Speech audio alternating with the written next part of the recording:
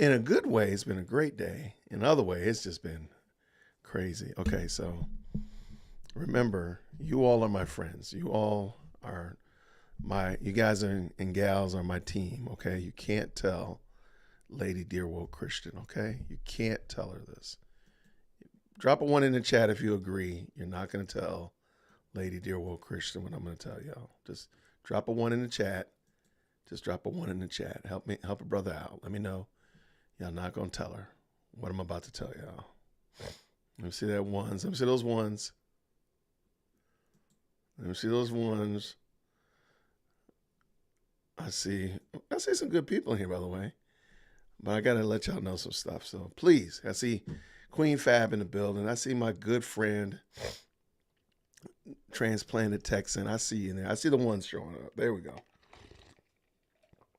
I see God's Fancy Girl. I see the other good people in there. I see Retired is in the house. So we start the day off. Everything's moving in the right direction, okay? I take President Firstborn. We're going down into the city of Atlanta. I already know I'm on borrowed time because I'm in Fulton County, right? But, hey, we get down there. Everything goes well. We leave from there at 4 o'clock from downtown. Now, because I knew I was going to be down there for a while, I asked my mom, would she please pick up Chief Executive Secondborn for me? And my mistake was I asked her, would you please hold on to her? I'll come by your house and pick her up. So now jump back to me and President Firstborn are leaving from downtown. We're zipping the doodah, zip to DA, flying on up the highway, living life, man, just talking, yucking it up, talking about random stuff like that. And I said, hey, we're going to go by the store and get some cheese and some queso so we can make nachos and tacos for dinner tonight. So we go to the store and do all that stuff. And we get home. And I just assumed that Chief Executive Secondborn was here. But I said she's probably tired from Vacation Bible School. She's a counselor or volunteer, rather, forgive me, at VBS. So I said she's probably upstairs asleep. But I'm up here in the kitchen preparing something to eat because I was famished. And I'm calling her. I'm just, thinking I'm talking to Chief Executive Secondborn. I said maybe she's asleep and she's just kind of like mumbling upstairs or whatever. And so Trina comes home. Trina comes in the house. By the way, we didn't let her. She didn't drive the rest of the day. I'm a little disappointed in her. But anyway, so Trina comes in the house and she's sitting at the table talking to me. I'm like, go upstairs and check on your sister for me. Make sure she's doing okay. And she calls downstairs and says, Dad, Taylor's still at Grammy's house, right? I said, you got to be kidding me. She said, yeah, she just texted me and said, is anybody coming to pick me up? Like, oh my gosh, what a terrible dad. What a terrible dad. So I had to fight because I thought I was beating the traffic by getting home when we did. So I ended up fighting traffic back down to my mom's house, which is only like 10, 15 miles, but in the traffic is a lot more. I can't believe it. I'm just... So I asked her not to tell her mom. Like, don't tell your mom I left you, please. Don't tell your mom, please. So I'm just undone. All right, let's see. So I'm trying to get it together. So I came running in here. And that's why I was a few minutes late. I know I said I was going to start at 6:30, kind of warm everything up so we could talk about Umar Johnson tonight. And just bumbled that up, so I apologize. But I appreciate each and every one of y'all for stopping by today. I see Caustic Chameleon. Always good to see you. Thank you so very much for listening in. I sincerely appreciate it. Of course, I see God's Fancy Girl and Queen Fab, all my favorites, because all of y'all are my favorites. So I thank y'all so much. Please don't tell Lady Dear World Christian on me, please. Even though Taylor said she was going to tell on me.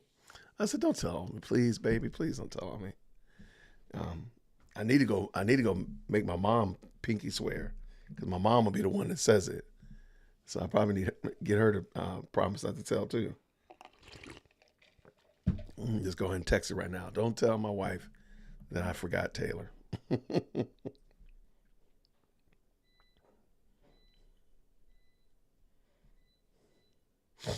All right.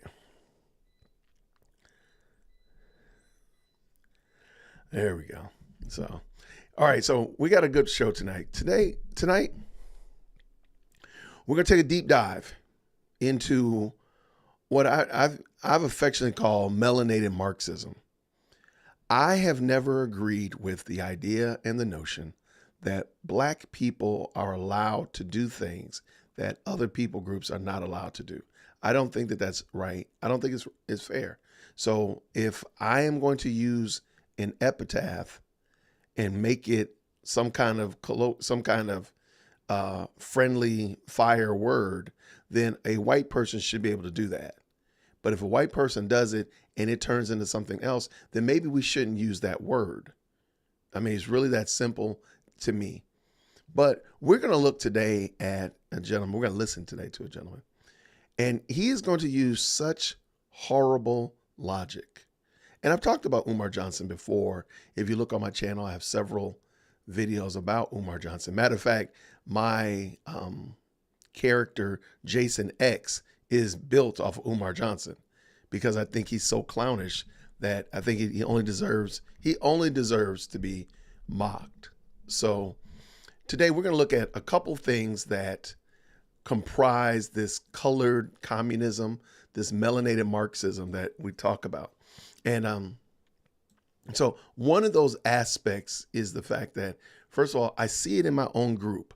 I'm willing to admit that people in my people group, in my phenotype, in my skin color type, do things that are drastically inconsistent. They're very, very inconsistent. And it's high time for black people to say that out loud, that we are inconsistent. And we say things and we get upset about things and we protest about things. And then the next thing you know, we do those things. It doesn't make sense. The other thing is we also give excuses for our inconsistency. Oh, it's racism. Oh, it's the white man. Oh, it's the system. During this interview that we listened to Umar Johnson, you're going to hear him make an excuse for black on black crime. I promise you, it is going to absolutely fry your circuits. You've never heard anything this ludicrous as what he's going to say. But again, we don't self-monitor ourselves. And I think that's a problem for black people. If we want to be taken seriously, we have to take each other seriously and treat these things seriously. It makes no sense to me that we will riot and mostly peacefully protest and burn down a city because a young man got deleted by a police officer. But in the same breath, we will support an organization and corporation that deletes more black babies every year than the KKK, brown shirts, any kind of skinheads, any kind of organization ever could imagine. But we're okay with Planned Parenthood being in the hood, but we're not okay with police officers. Make that make sense? So we're grossly inconsistent. We don't monitor ourselves. And lastly, we're in a catch-22 because society has started to give way and sway to our inconsistencies.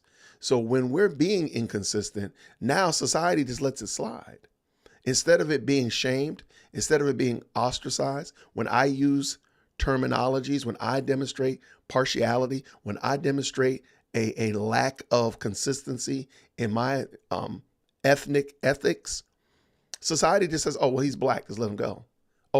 It's okay. He can do that. It's all right that he behaves like that. It's okay if she behaves like that. So we're in a catch-22 where we can't even be corrected now. So not only is it something that we ourselves see all along and we're just ignoring it, but we've given excuses for it and we don't even self-monitor when we do see it. And then lastly, society is giving up and they're just allowing us to behave completely unchecked, completely with no regard for our inconsistencies. So today I'm going to look at Umar Johnson. I will not call him Dr. Umar Johnson, because I am starting to suspect that a lot of this man's bona fides and credentials are phony. Now, we're not going to have that discussion today, but I don't believe that Umar Johnson is all that he's cracked up to be. And I'm going to say one of the most glaring examples to the very end. So stick around to the end. So if you're not familiar, Umar Johnson is what's called a Pan-Africanist. He really believes that everything centers around Africa and really wants people of the high melanin to migrate back to Africa, to find all of their anchoring in Africa, so on and so forth. So it doesn't matter that I was born in the United States. I had to find my anchoring in Africa and so forth. And for the last 14, almost 15 years, he's been trying to start a school in Philadelphia, Maryland area, up there in the Eastern Seaboard. He's been collecting money. He's been traveling around the country, dare I say even around the world, speaking, trying to garner monies for this school. I've already called out. I have a video called This Old School, where I already call out that I'm comfortable. I'm comfortable standing on it, that school will never come to fruition. It's not just the fact that every year he announces its launch date another year in the future. That's beside the point. But also the fact that you see absolutely no infrastructure in place. You don't see any teachers. You don't see any administration. You don't see a leadership team. You don't even see him teaching small groups in storefronts. Nothing like that. That's why I feel 100% comfortable saying that Umar Johnson is a fraud. He is a black scam artist. And sadly, many black people, they know he's scamming. They know he's scamming. They know good and well that this man has said this for better than 15 years. So before Chief Executive Secondborn was born, he's been talking about that school. My baby's almost 15 years old.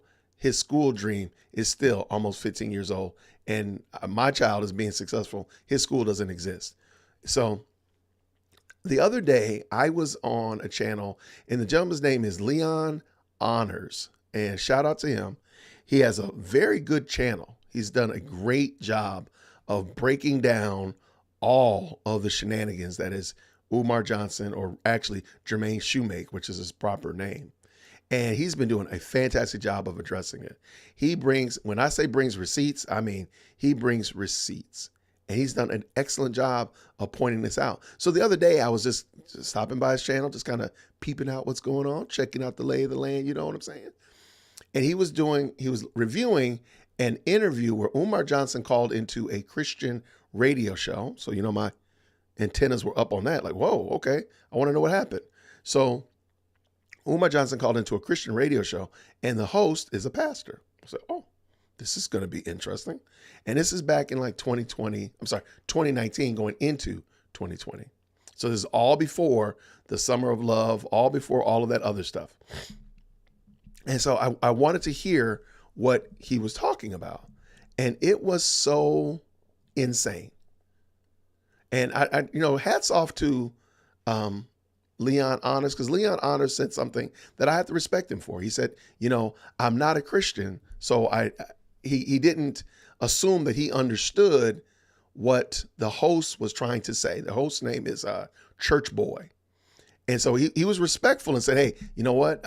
I understand. What I understand about Christianity is that they're supposed to forgive. And okay, I got you. I can respect that. No question there. Lots of respect there.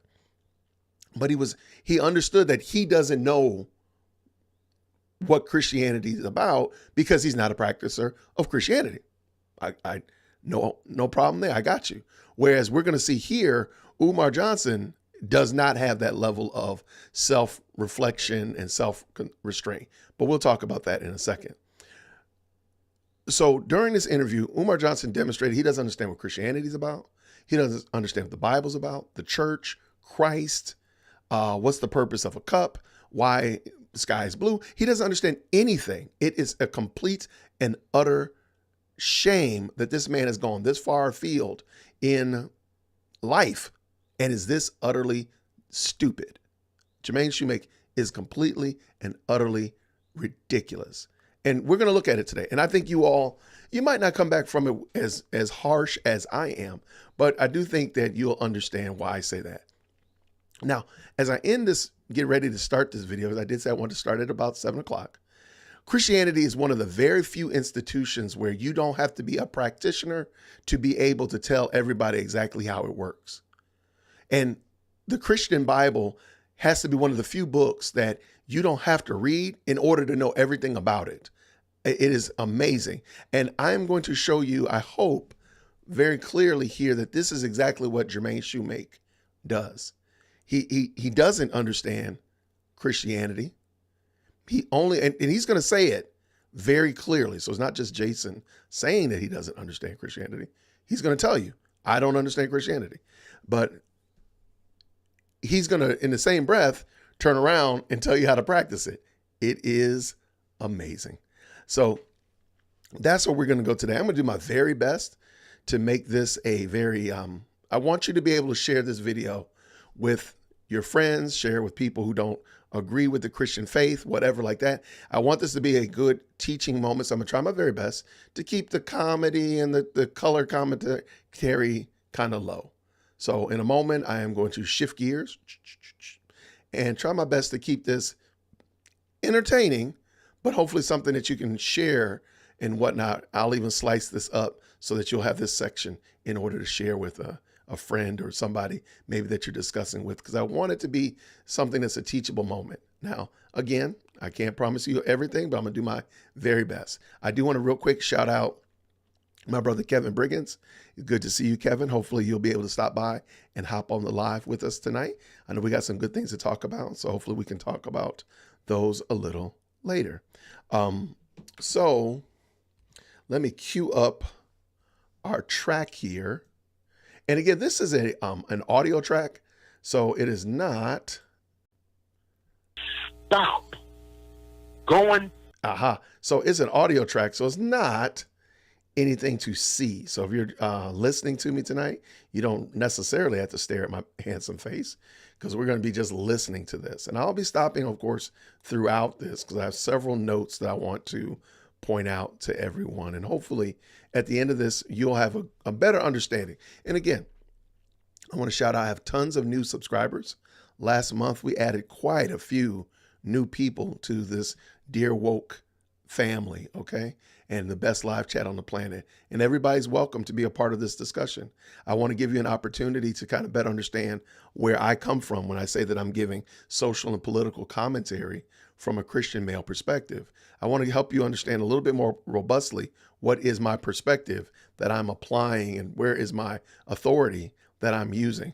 I do have the Whitaker Talk Show cam. I was going to bring my Bible out. I might just pull it out if I need to on screen, but I was going to actually bring out the physical Bible as well so we can talk about some things. But let's go ahead with no further ado. Ladies and gentlemen, let's get at it.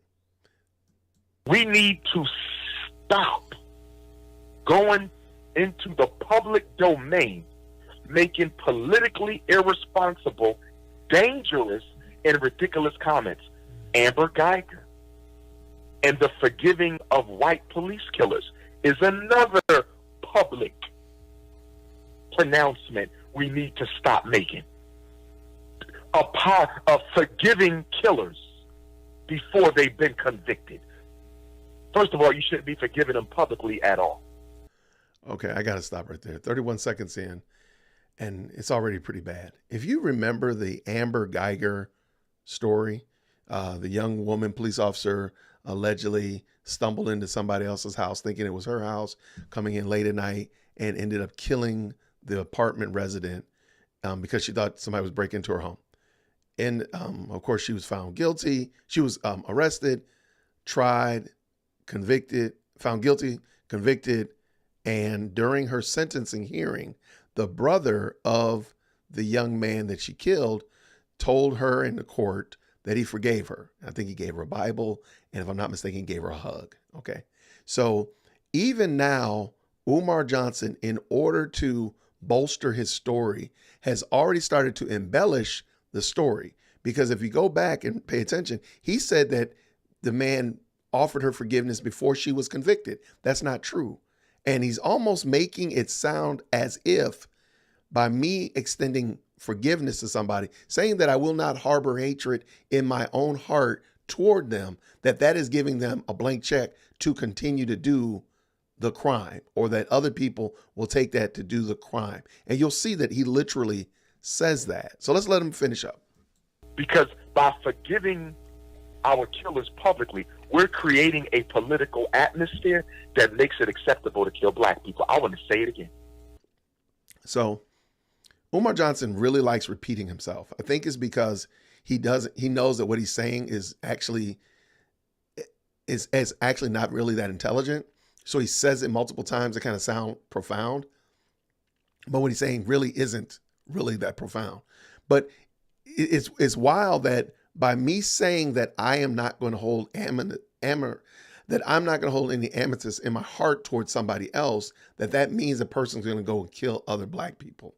I don't understand where that logic comes from. But don't worry. He's actually going to say things that are far more ridiculous than repeating himself 3 times and saying that forgiving somebody gives him a carte blanche to kill more people. I want to say it again. We forgave Bill and Ruth. Okay? We forgave, Michael Brown's mom didn't forgive. I don't believe Trayvon's mom forgave. Eric Garner's wife didn't forgive. But many of the rest of them forgave the killers of it. I don't really know who the we's are in this thing. I don't know. Just because I extend grace to somebody, I don't know who the we is in that. And I don't know who the they are. I'm extending grace to somebody saying, I'm not going to hold any ill will towards you. I do not want to exact any kind of vengeance on you. I'm releasing my desire to want to hold you accountable beyond what the justice system does. And I shout out again. I should have read it earlier. Shout out to Kevin Briggins again. I just shouted him out a moment ago because he shot me a really good definition that he thought would really be appropriate here. And I do want to give him credit for this. He said, forgiveness, that is the responsibility of every Christian, because we know we have been forgiven much. Forgive us our debts as we forgive our debtors. And because Umar Johnson has not been forgiven, Umar Johnson is not a Christian. His sins are still weighing him down. So he still behaves and acts and responds as one who is sin laden. And so, but watch this, justice. This is something that Umar really talks a lot about, and he kind of skews it. So he thinks that like I am responsible for extolling justice, or that you as just a normal citizen or human, you're responsible for extolling justice. Justice is the responsibility of the state. That is right. According to Romans 12, that's the duty of that's the duty of the magistrate, to meter out justice. And they're God's hand in metering out justice. Does that mean they do it perfectly? By no means. No, absolutely not. There's instances where it's not done correctly. That is correct. But ultimately, that's on them. I can't meter out justice. I can only meter out vengeance. And many of you already know, vengeance is mine, says the Lord. Let us go. Let us keep this going. Let's keep this train a-rolling. Thank you, everybody that's liked this video. Continue, Umar. Family members. So when you say publicly, what do you mean? You mean so going into the public where everybody can see, i.e. white folks, going into the public, on the television, the radio, the magazine, the newspaper, going to the media, and making a politically irresponsible, ridiculous, and dangerous comment that's going to affect all black people. And I've just given you 3. 1, Obama don't have.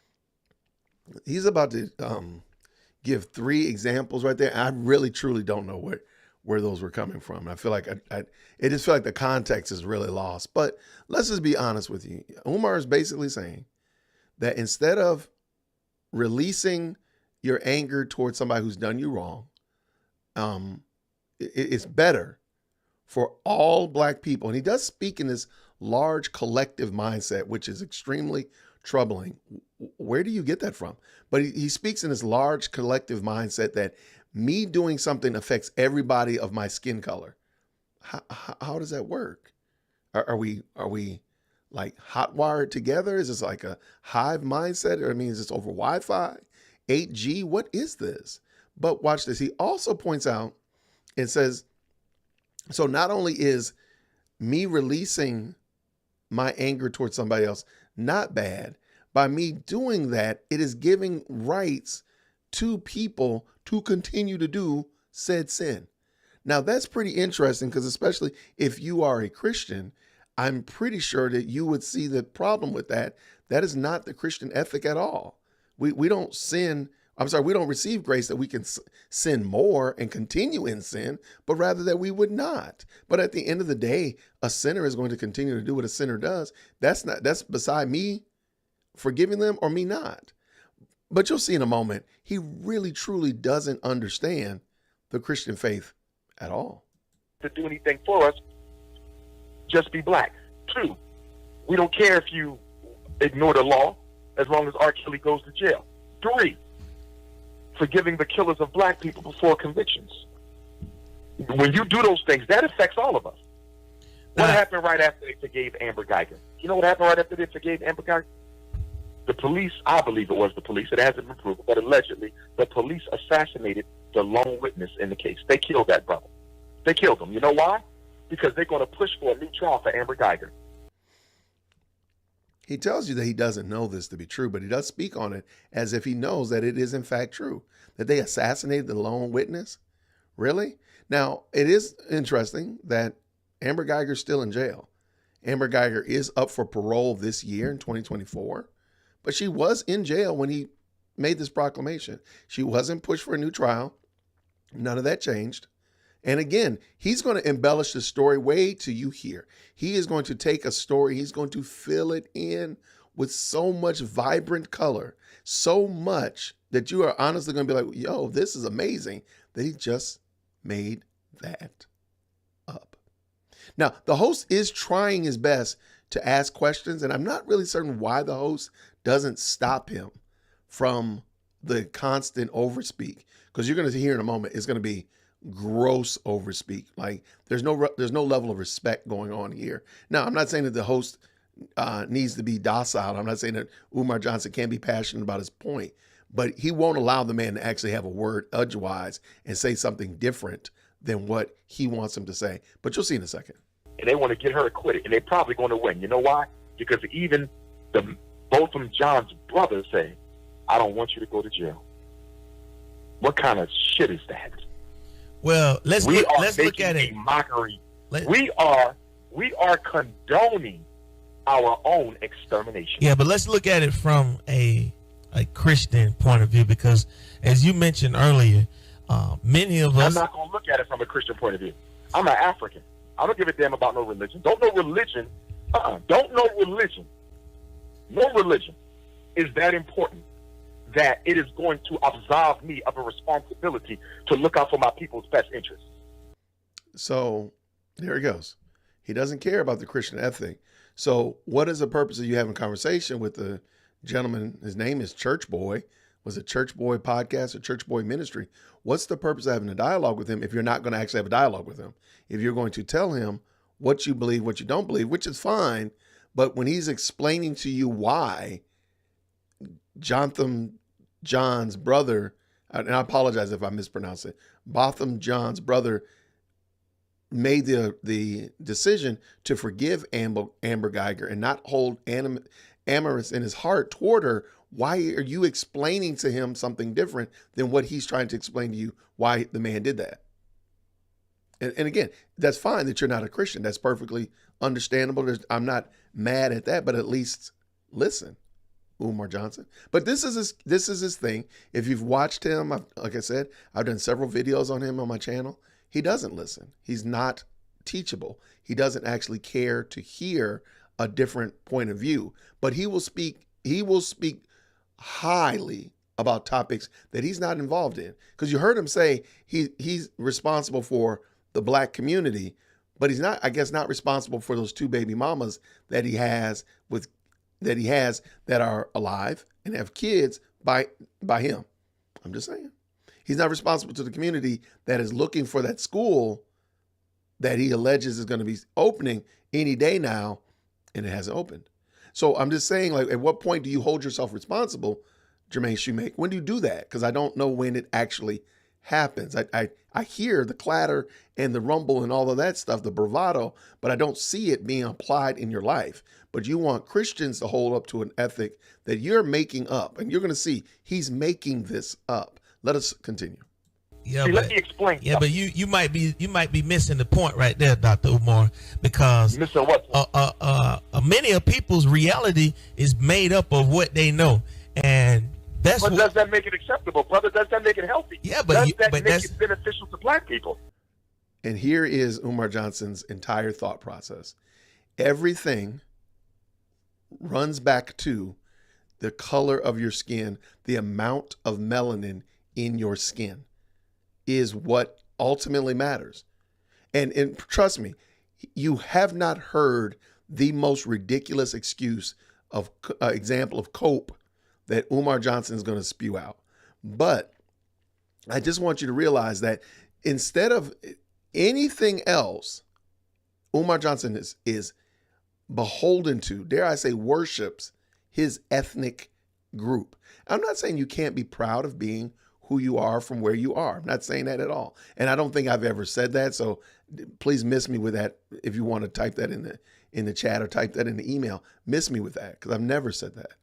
On the contrary, however, Umar Johnson is making his people group a god. I'm not being hyperbole. So according to him, everything is going to be summed up in if it's beneficial to black people, or I think he says black people, or might says Africans. But at what point do you say, well, wait, hold on. We don't do everything right. We can't do everything right. There's going to be instances where we do wrong to each other. The highly melanated are going to offend the highly melanated, and we need to deal with that. What do we do with that? Wait till you hear what Umar says about that. All right. I do think it is unfortunate. I don't think it's a good thing that Church Boy allowed him to keep talking. He's in control of the mute button, and he should have muted Umar Johnson so that he could get his point across, because he's making good points. Now, there are instances, and I'll talk about those in a moment, where he's not fully filling out why we as Christians do things that we do. And I'm going to talk about that in a moment. But I do think that Umar Johnson should not have been allowed to just speak without any kind of pushback and without, you got the mute button, hit that mute button, put that sucker on mute and let him be quiet. Let's go. Yeah, but I don't care about what their religion is. How is that benefiting us? But look at your point of view I'm as an politically African. pragmatic. Let me give you this point. I'm politically pragmatic. You know what that means? That means whatever you bring me, I'm going to ask you, how does this benefit black people? If you Okay, I've never heard that term before. Politically pragmatic. That's what he says he is. I'm politically pragmatic. That is, that's a different, I've never heard of that before. And I've heard a lot of different terminologies, but I want him to tease it out so you all can hear. But I do want you to think about, this is his ideology. He calls himself a political pragmatist, or he subscribes to political pragmatism. It just seems weird because I've never heard of this before. bring me a white wife, I'm going to ask you, how does that benefit black people?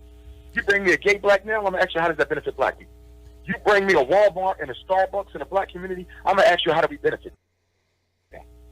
Just like when I was on the Breakfast Club the other day, I brought up the brother Byron Allen. How does him getting this contract from Comcast benefit us? One of the things that, as Christians, we recognize that we are sinners. And the more you're growing in your Christian faith, you realize that, man, there's just these pervasive little instances where my old sinful nature continues to show its head or continues to manifest itself in my life. And I just got to be mindful of it. I got to be on top of it. I can't allow myself to get caught up in my old sinful habits.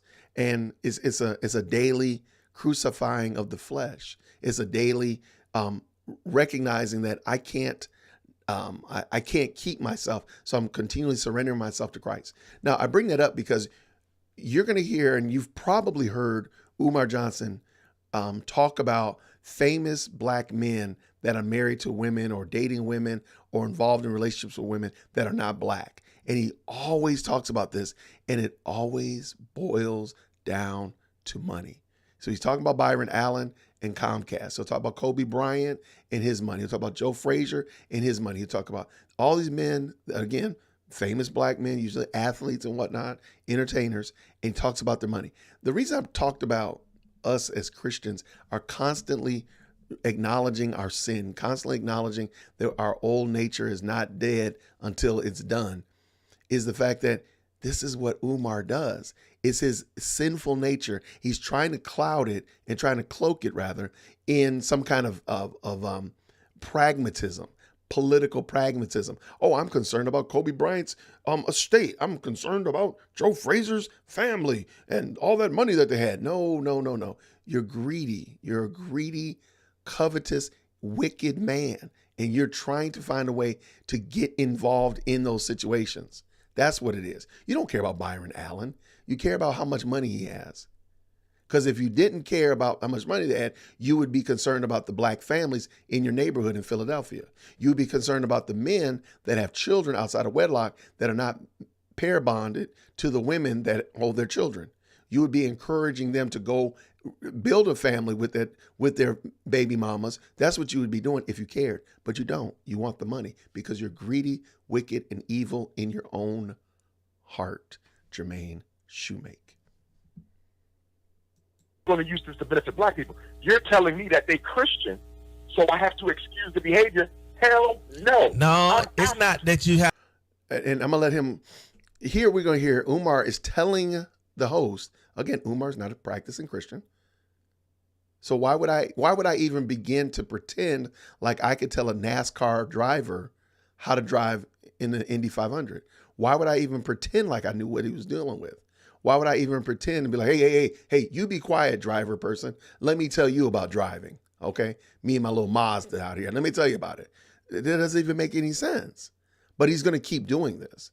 Mind you, we're only 4 minutes in, and we have a little ways to go. He is going to do this time and time and time again. At what point, Jermaine Shoemake, do you ever shut your mouth and actually listen and actually learn what it is that you clearly don't know? Let us go. To excuse the behavior is that you have to accept their reality, because just as you are an African, you're African and you pro-black, I have to accept that reality. Okay, but I let you talk. I will not accept that reality. I'll let you talk. I understand that. What I think you're saying is that's their narrative. And it is. And it is just like being. There is absolutely, positively no biblical New Testament mandate for me to seek the betterment of an ethnic group of people. There's none. There's none. There's literally only two types of people. There are those people that share my skin type, and those, or rather my sin type, and those that have been forgiven in Christ. That's really only ethnic groups that are available now. All this other stuff, y'all can catch me outside, dearwokec@gmail.com. But those are the people who are like me because of our sin, and those who are like me, my brothers and sisters, because we've been forgiven in Christ. That's only two ethnic groups that are there. That's it.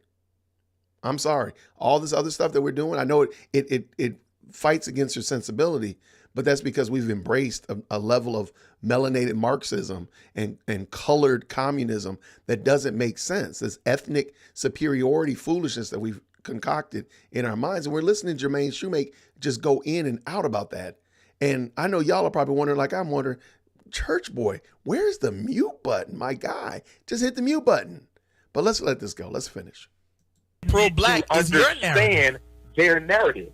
And I understand their narrative. But the point that I'm making to you, how does that narrative benefit black folks? Because one thing I want to be very clear about. It doesn't. I want to be absolutely clear about. That's your narrative. No it doesn't individual, let me say this point. No individual black person, you, me, Botham John's brother, Botham John's daddy, okay? The people who want R. Kelly to go to jail, and even if his rights get violated, the people who said Obama don't have to do nothing for black folks. No individual black person has the right to engage in politically irresponsible behavior that. At this point, I feel comfortable in saying I think Jermaine Shoemake is just talking to hear himself talk.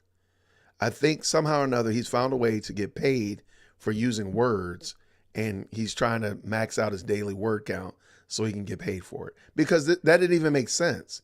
What are you talking about? Politically irresponsible speech. What in the world is that? Because keep in mind, what's the thesis of this conversation? That Christians extend forgiveness. What are you talking about? I don't understand this. I really wish I was making this up. I thought it was a comedy skit at first until Leon from Leon Honors, when I got the clip, I'm like, this is not a joke. This is actually real.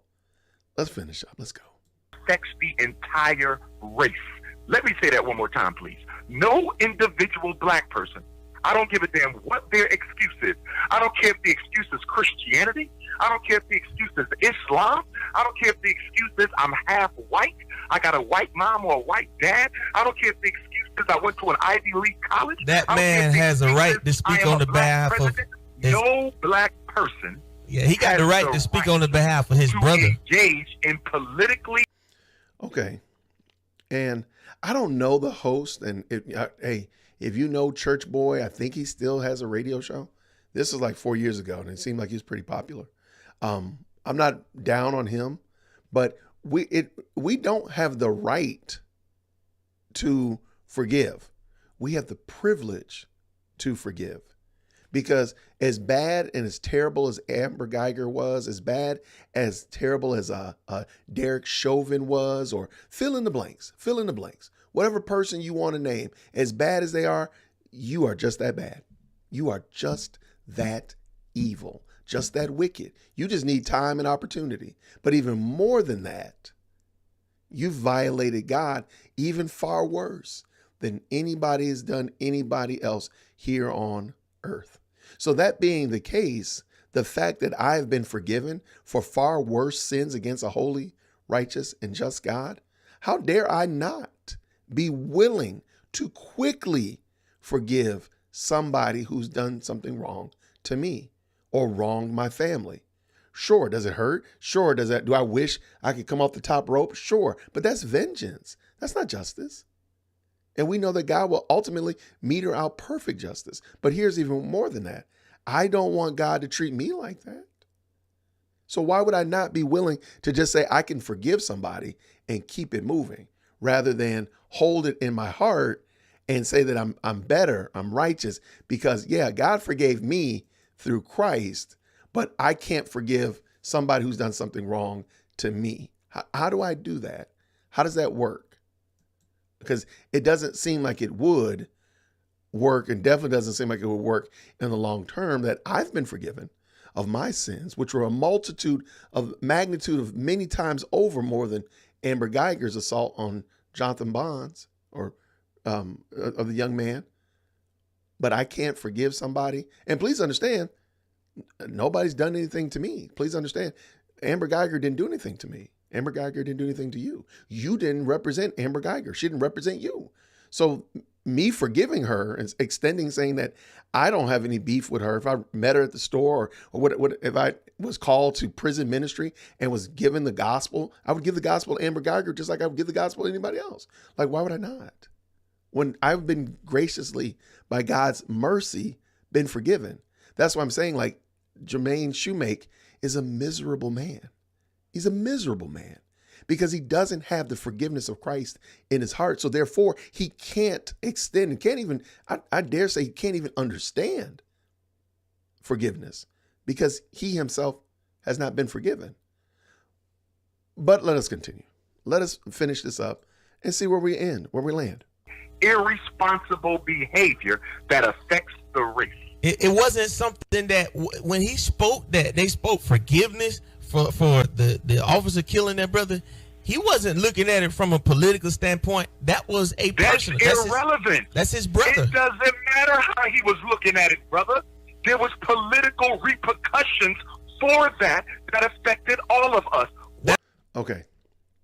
Shout out to, again, I really want it to be said, here, Church Boy, in my opinion, is really doing his best work possible. But I really don't know if he's properly reading his audience. And what I mean by that is I don't know if he's actually understanding that Umar Johnson is an unbeliever. He's an unrepentant unbeliever, and dare I say, proud about it. He doesn't care to understand. So trying to explain this to him is a lap too far. It is a fool's errand because he doesn't want to understand. And he's taken for granted that, Umar Johnson uses these big words and multiple syllables, repeats himself 3 times, and he sounds, I'm saying educated, I'm using that term loosely. He sounds, engaging, if you will. But none of this stuff is rooted in God's word. It's rooted in, I have no idea.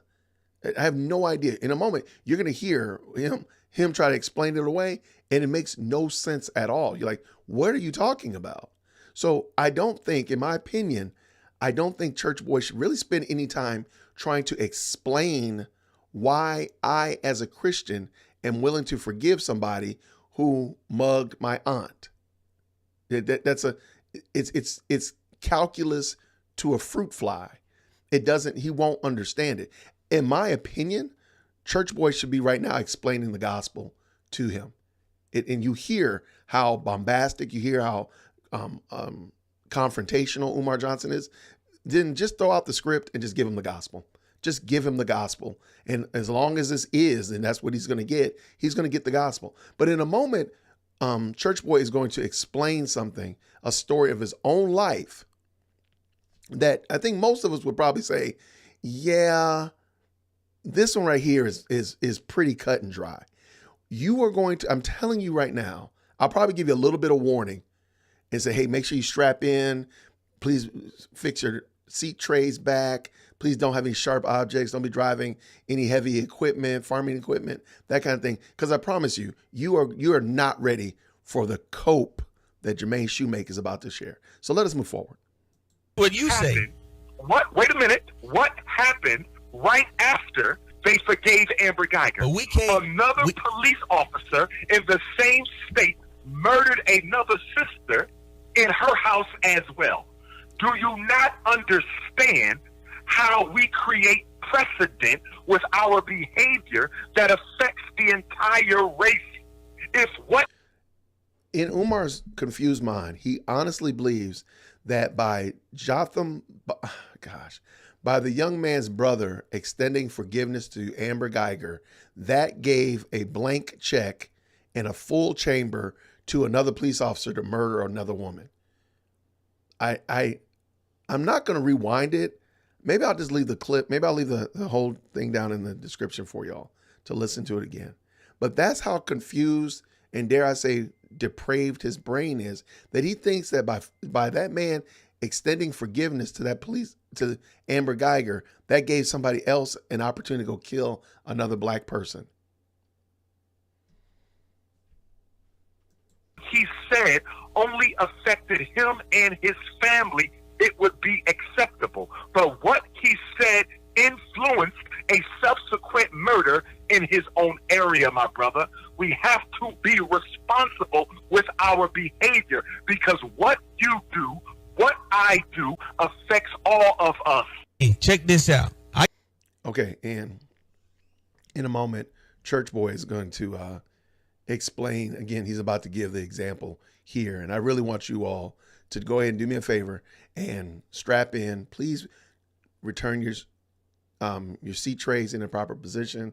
Please put away all electronic devices. Don't have hot beverages, no farm equipment, that kind of stuff, because you're not ready for this. But before we get there, do you realize that Jermaine Shoemake is literally saying he is excusing sinful behavior and putting it on other people? So the reason I robbed a bank this afternoon is because of somebody else's decision. It makes no sense. This is insanity. This is lunacy.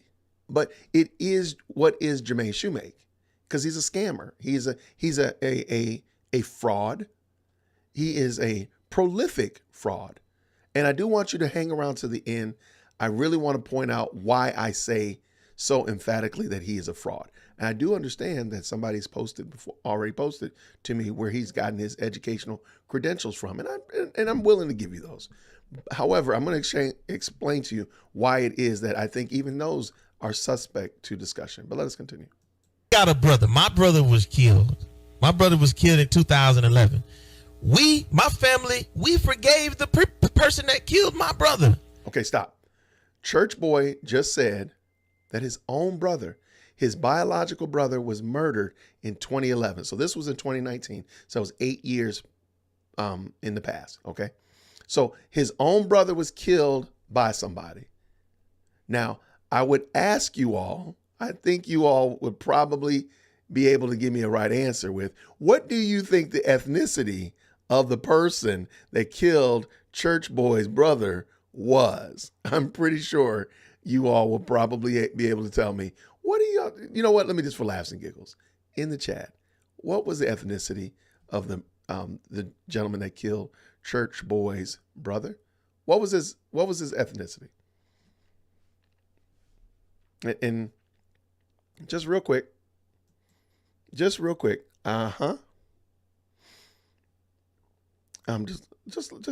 to see where you all are tracking with me. Are you all picking up what I'm throwing down? Are you all following along with me?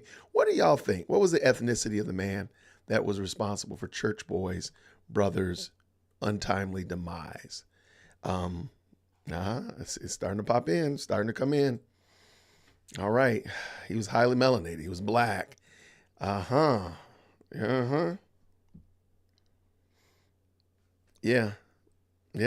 All right. So let's go ahead and let's hear from Church Boy what he actually had to say, because I stopped him right at the end. What are you saying to me? Was your brother murdered by the police? Was he murdered by a black person? Was he murdered by a white person? Give me context. Black person. Okay, a black person murdered your brother. Here it comes. Here is the cope of the year. I'm not actually sure what else is going to be cope for the rest of the year, but this is the cope of the year so far. And here it comes. I'm about to give Jermaine Shoemake an award for the Cope of the Year award. Cope of the Year. Here it is. I just said I wasn't going to be cracking jokes about this guy, and here I am. I'm sorry, y'all. Under what pretense? Was it drugs? Was it accidental? Was it a fight? Robbery. What was the pretense? Robbery. Yeah, and we forgave that person. So what are you saying to me? And y'all forgave the person. Right. Who was black. Right. Guess what? I take no issue with what y'all did. I had to stop because who is Umar Johnson? Who is he? I take no issue in what you did. I don't care what you think, sir. But wait, listen to this. No issue with what y'all did. You know why?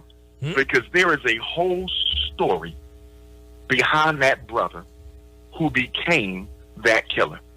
He was a black male who suffered structural racism in the form of miseducation, economic castration, who knows what he went through personally in his own life, psychologically, and it was those circumstances into which he was born, over which he had little control, that led to that murder. And your family understanding that, and understanding the need for black people to forgive. No, that's not the reason. Ladies and gentlemen, I'd like to bestow the Cope of the Year award to Jermaine Shoemake. Ladies and gentlemen, put your hands together for Jermaine Shoemake and the Cope of the Year award. Let's go ahead and give him an award for that. He literally took that whole story. That man just said, a black man robbed my brother and killed him. And Jermaine took that thing and filled it in with a whole...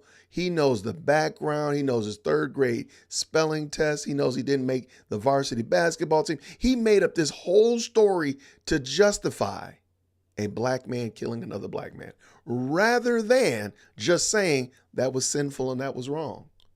That was wrong that man killed your brother. It was right that your family extended grace to them. That's the right thing to do. That was amazing that you all were willing to be gracious to him, and prayerfully by God's grace, that man that murdered your brother, his heart will be impacted by the gracious deed that your family did, and he will turn and repent to God and turn his life to Christ. That is the proper response. What did Jermaine Shoemake say? He just took a big old hit of cope and said, I justify black on black crime. And you see, he literally blamed white people for black people killing black people.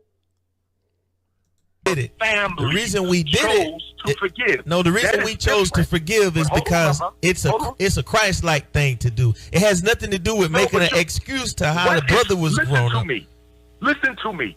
Again, I got to stop here.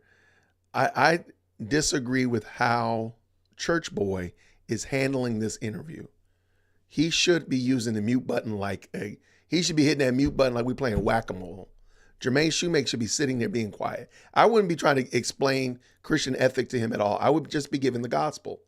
And how in the world is this man telling him to listen to him when he's the guest on the show?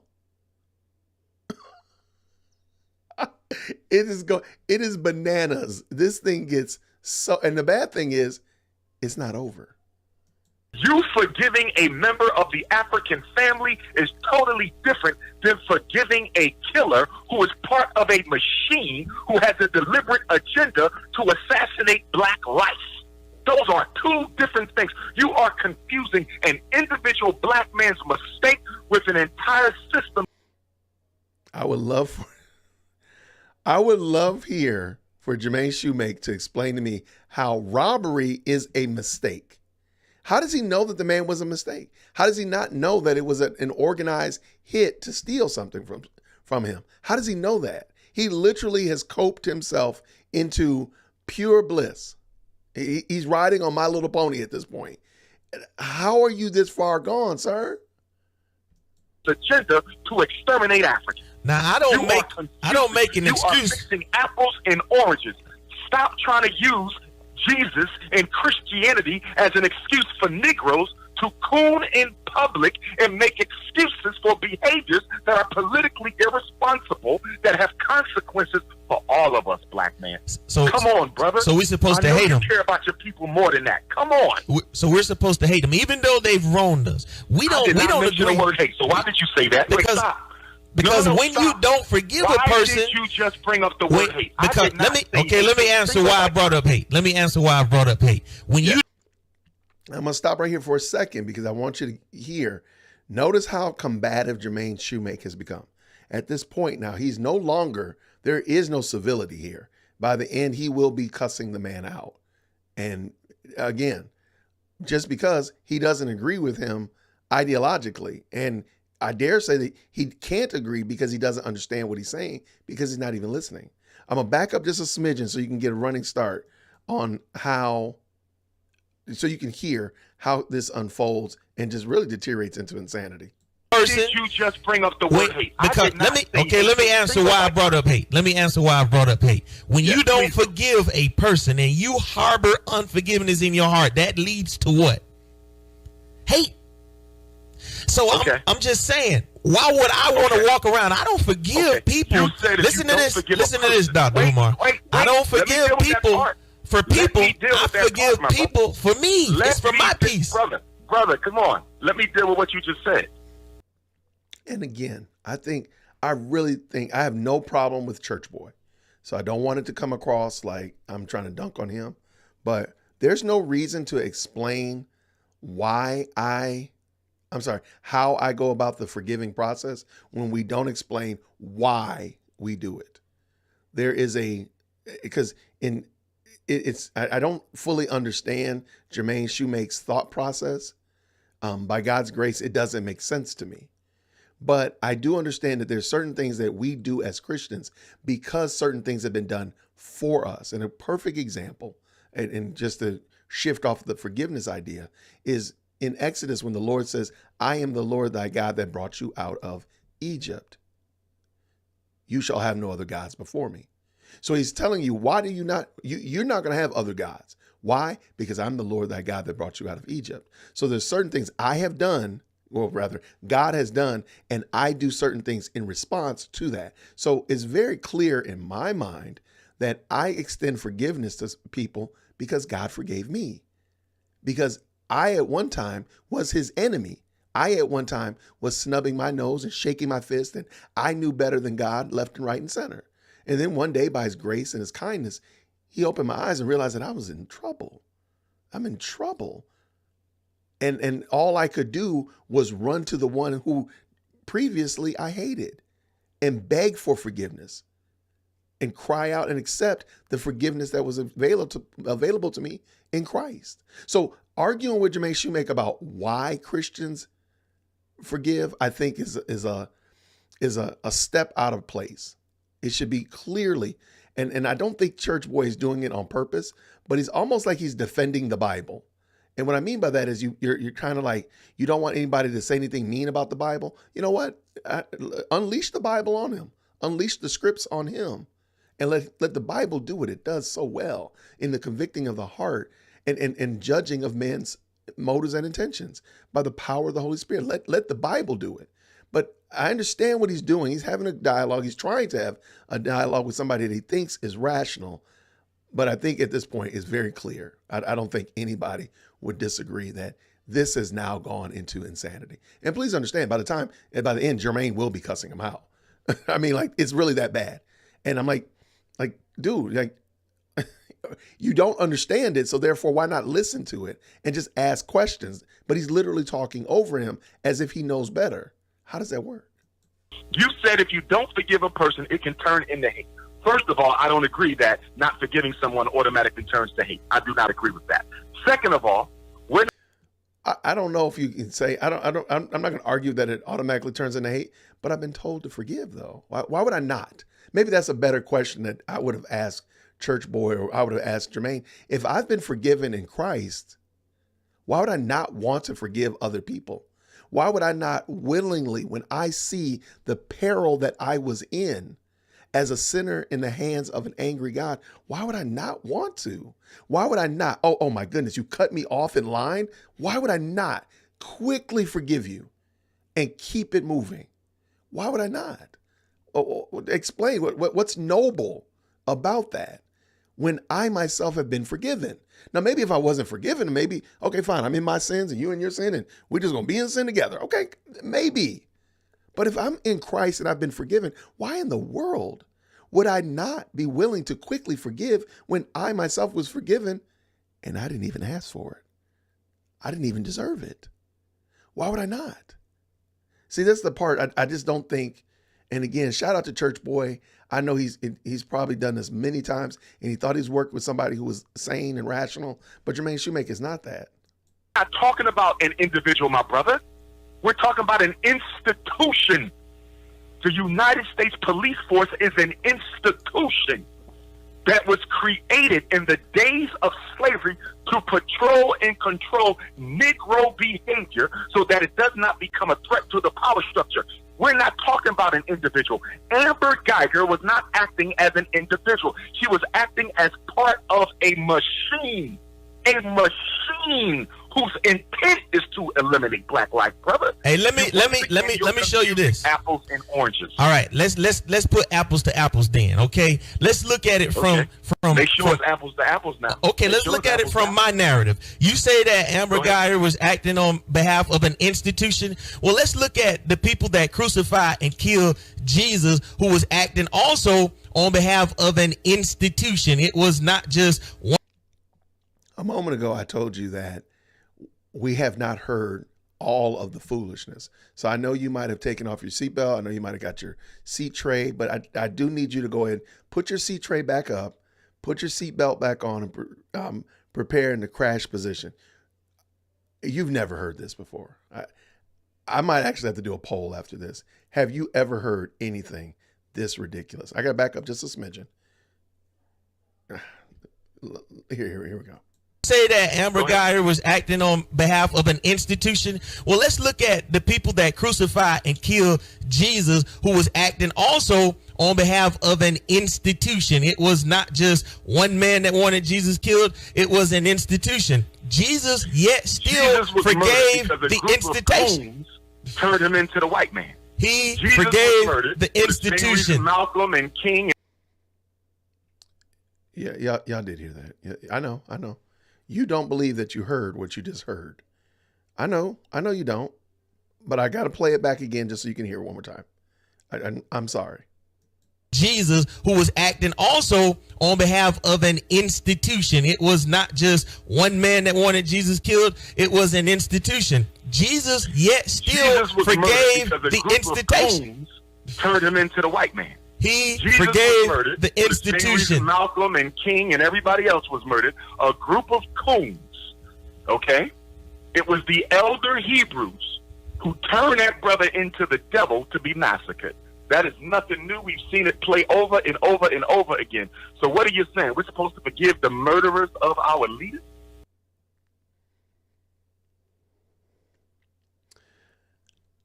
The amount of cope that Jermaine, I'm wondering, is he like mainlining the cope? I don't know. Like, how is he taking it in? I mean, I don't know if he's like puffing it, if he's huffing it.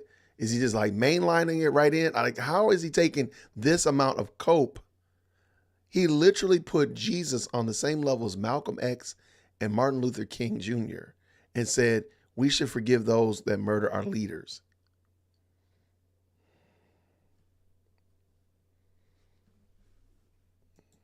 Huh? It's not that. No, sir. It's not That that. is politically effeminate behavior. It's not that we're making an excuse or we're justifying their behaviors, but we do have to come to a place of forgiveness.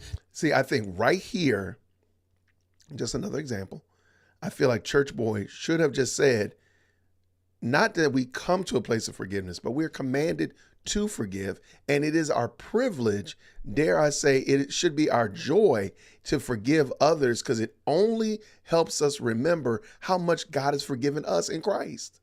Nobody has sinned worse than you. Nobody has. I don't care what you say. Nobody has. And therein is the reality, like, man, I'm a sinner and he forgave me.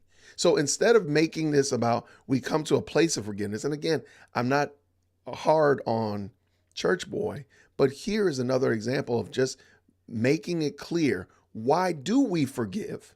Because the Lord has forgiven us. So I can forgive my brother. In a moment, he's going to give a Bible verse. He's going to talk about how many times you forgive 70 times 7 in a day. He's going to give that. But again, it's nebulous because it's not anchored to the reality that Christ has died and granted us forgiveness. So in there, because of that, now it makes sense that I forgive. But let's let him finish. That's the right thing to do, sir. Dr. You do Umar. not forgive enemies. No, sir.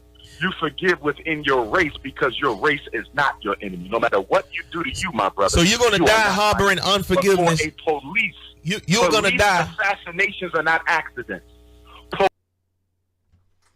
Police assassinations are not accidents. First of all, I don't even know what police assassinations are, but notice before, he's willing to give.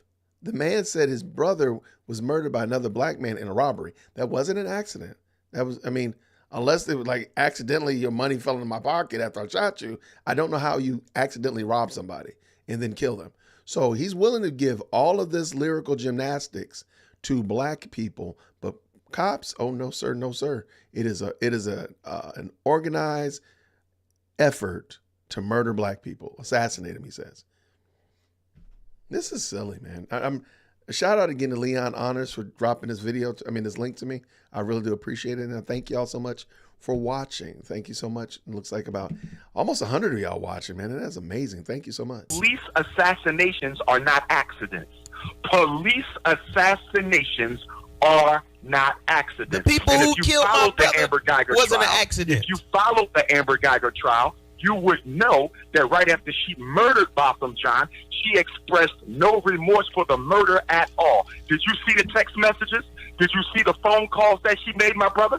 She wasn't sorry for what she did. She even made racially hostile comments about black folk. And they don't give a damn about us. And that's why we don't justify like you.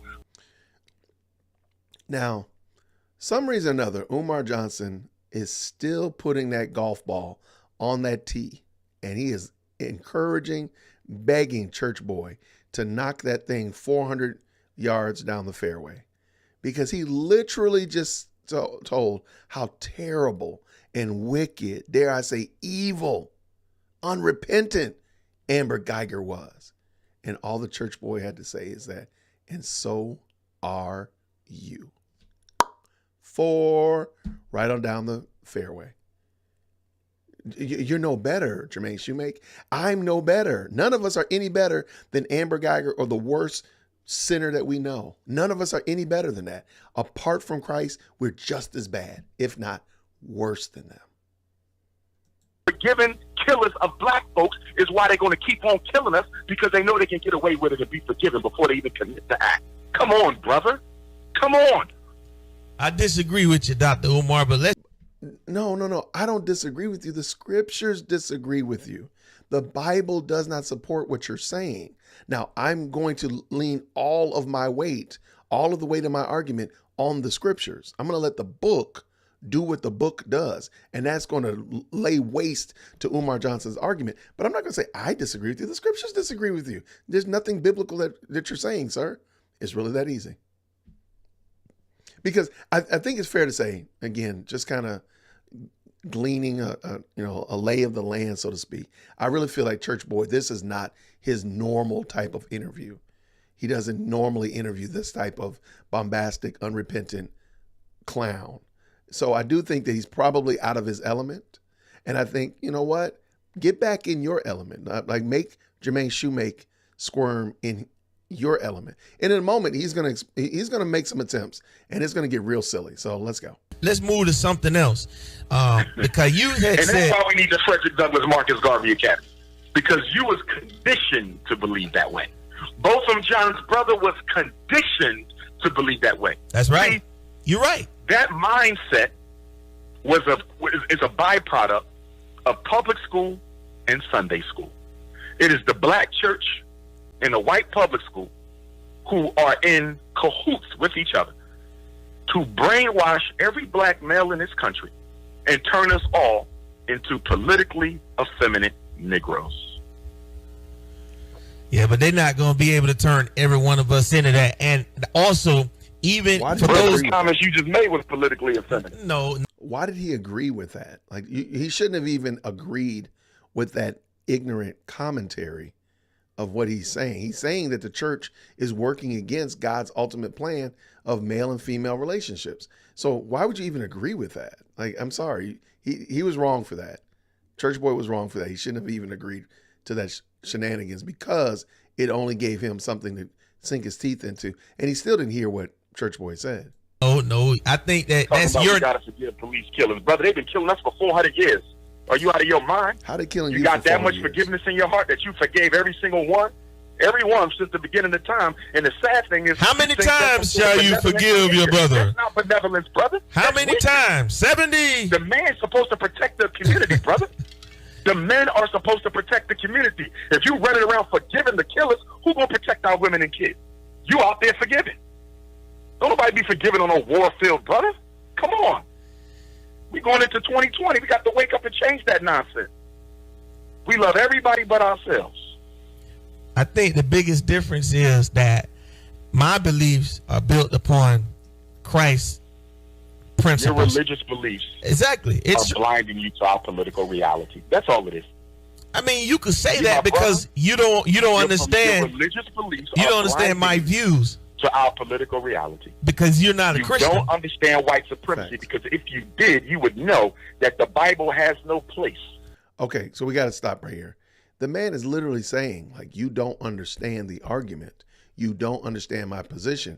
Remember in the beginning, Church Boy said that people's reality is shaped by the what they know. So he's saying, like, though it wasn't the best, it's kind of wonky in the way he said it, but he's saying basically, where I stand today as a Christian gives me a different perspective on where I would have been 10 years ago or whenever before I became a believer. So I totally understand what he's trying to say. He could just really point out, like, hey, as a Christian, and lay the weight, the heavy lifting on the scriptures, not on yourself. But let him finish this up. But he's going to say the Bible has no place. And how we deal with racism, because the Bible does not address racism. We have to address racism. Yeah, that's probably the most truest thing that Jermaine Shoemaker said today. Because the Bible doesn't address races, because there are no races. There is only one race. And before you get thunderfingers in the chat or whatever that nature, find me a biblical passage that teaches that there's more than one race of people, not ethnicities, not nationalities, not tribes and people groups, but a different race of people. And I'll give you a little quick hint real quick, in order for there to be a different race of people, they would need a different starting point. So, the beginning, Adam and Eve, that would be the beginning of one race. So then there would need to be a Tyrone and Shaniqua in order for there to be another race of people. So if you could, book, chapter, verse, in context, show me where that Tyrone and Shaniqua, starting off a new race of people is. I would love to see it, and then we can go ahead from there. Otherwise, we're just talking about different colors. That's it. That's all we're talking about. But let's go ahead and finish this up. I don't need a 2,000-year-old book to tell me how to survive and protect my people. You gave a lot of respect to Dr. Martin Luther King Jr. earlier. Absolutely. And he built Absolutely. The civil rights movement was precedent upon what? What did Dr. King teach? What did he teach? The Bible. What did he teach? I'm going to disagree with Church Boy there, but that's beside the point. Umar Johnson doesn't care what you're, again, MLK could have been a faithful pastor. Could have been. He wasn't, but he could have been. And it wouldn't have changed anything here. Umar Johnson's not going to change his mind and say, by the way, you're right. King was a faithful teacher. Let me be more respectful. He doesn't care. He doesn't. So all of this that we're doing is really for naught, because he doesn't want there to be a reality that checks him, if you will. He doesn't want that. Let's finish. Bible. I ain't got a problem with the Bible, brother. Marcus Garvey was a Christian. Bishop Henry McNeil Turner was a Christian. Henry Highland Garnett was a Christian. I'm giving you the fathers of Pan-Africanism. They was all men of the church, but they wasn't running around forgiving Ku Klux Klan. They wasn't running around forgiving the police for killing black folks. They was standing up and fighting back. That's what they was doing. Dr. King was a non-violent activist. They believe in your same book that they behaved the way you behave. No. They did not behave the way you behave. Dr. King, they did not think the way that you think. The Bible is neutral. It's how you use the Bible. I don't have a problem with the Bible, and I don't have a problem with Christianity. I have a problem with weak-ass black men who use the Bible and Christianity as an excuse not to stand up and stand out for their people. You would think that Umar Johnson, Jermaine Shoemake, was just a pillar of his society, of his culture. You would think if you went to his neighborhood that he was doing so much to impact positively his own community and such of that nature. Well, if you do, make your way to Philadelphia, you'll find that none of that is true. He's just lip service. He doesn't do these things that he talks about. He doesn't do them at all. And the idea and the notion that all these people were quote unquote Christian, I don't know. But I know that what Umar Johnson here today is teaching, and what we're listening here today, is complete and utter garbage. It's complete and utter foolishness. But let us finish up, because we got a few more moments left. Stand for something, Dr. Umar, but you got to also realize that your lenses you don't pick up everything. And I noticed that this morning. There's some things that's out of your view, and that's what I'm trying to show you. That's out of my view, my brother. The problem you're is not seeing it all.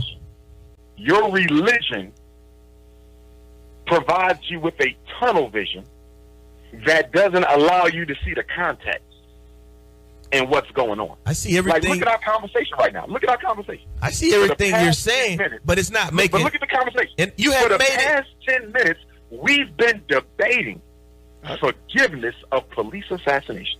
Why in the hell is there any black man in America wanting to forgive a police assassin for doing? So notice the terminology and the words that he's using now.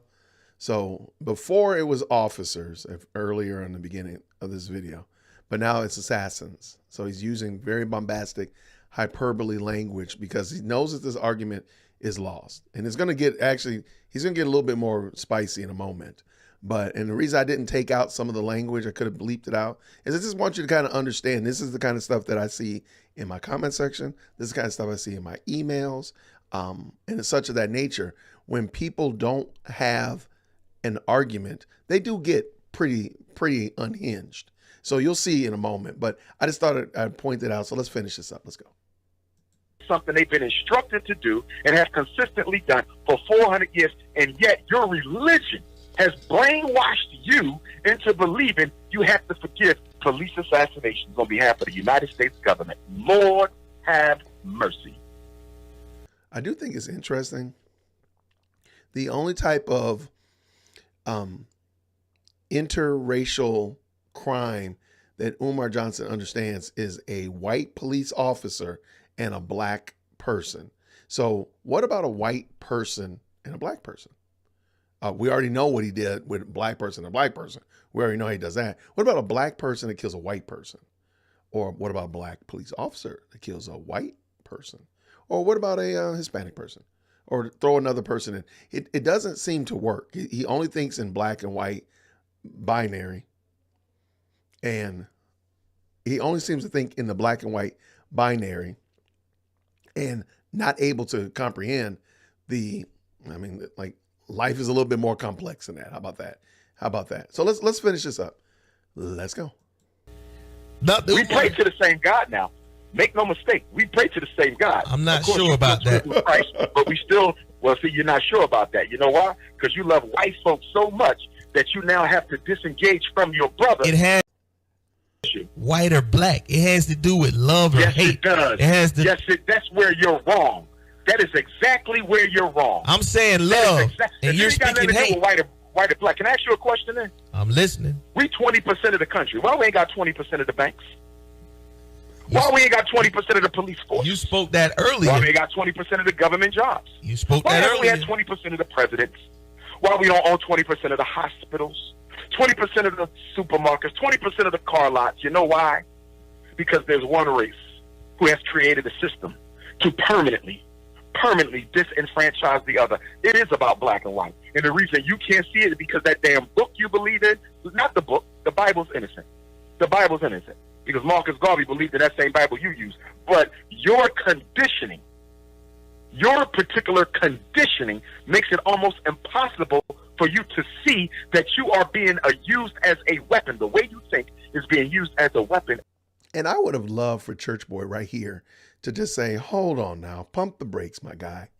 What is the conditioning that you're referring to?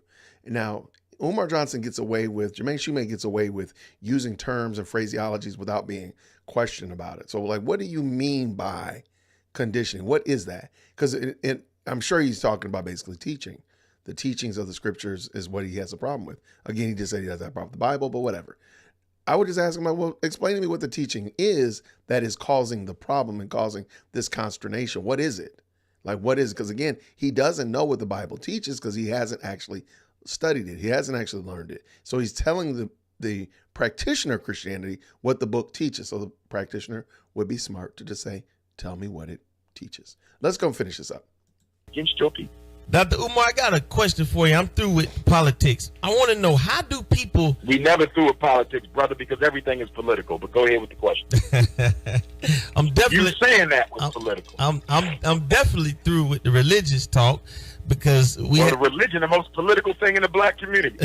When y'all get rid of that white Jesus, then we can talk about religion. Who said he was white?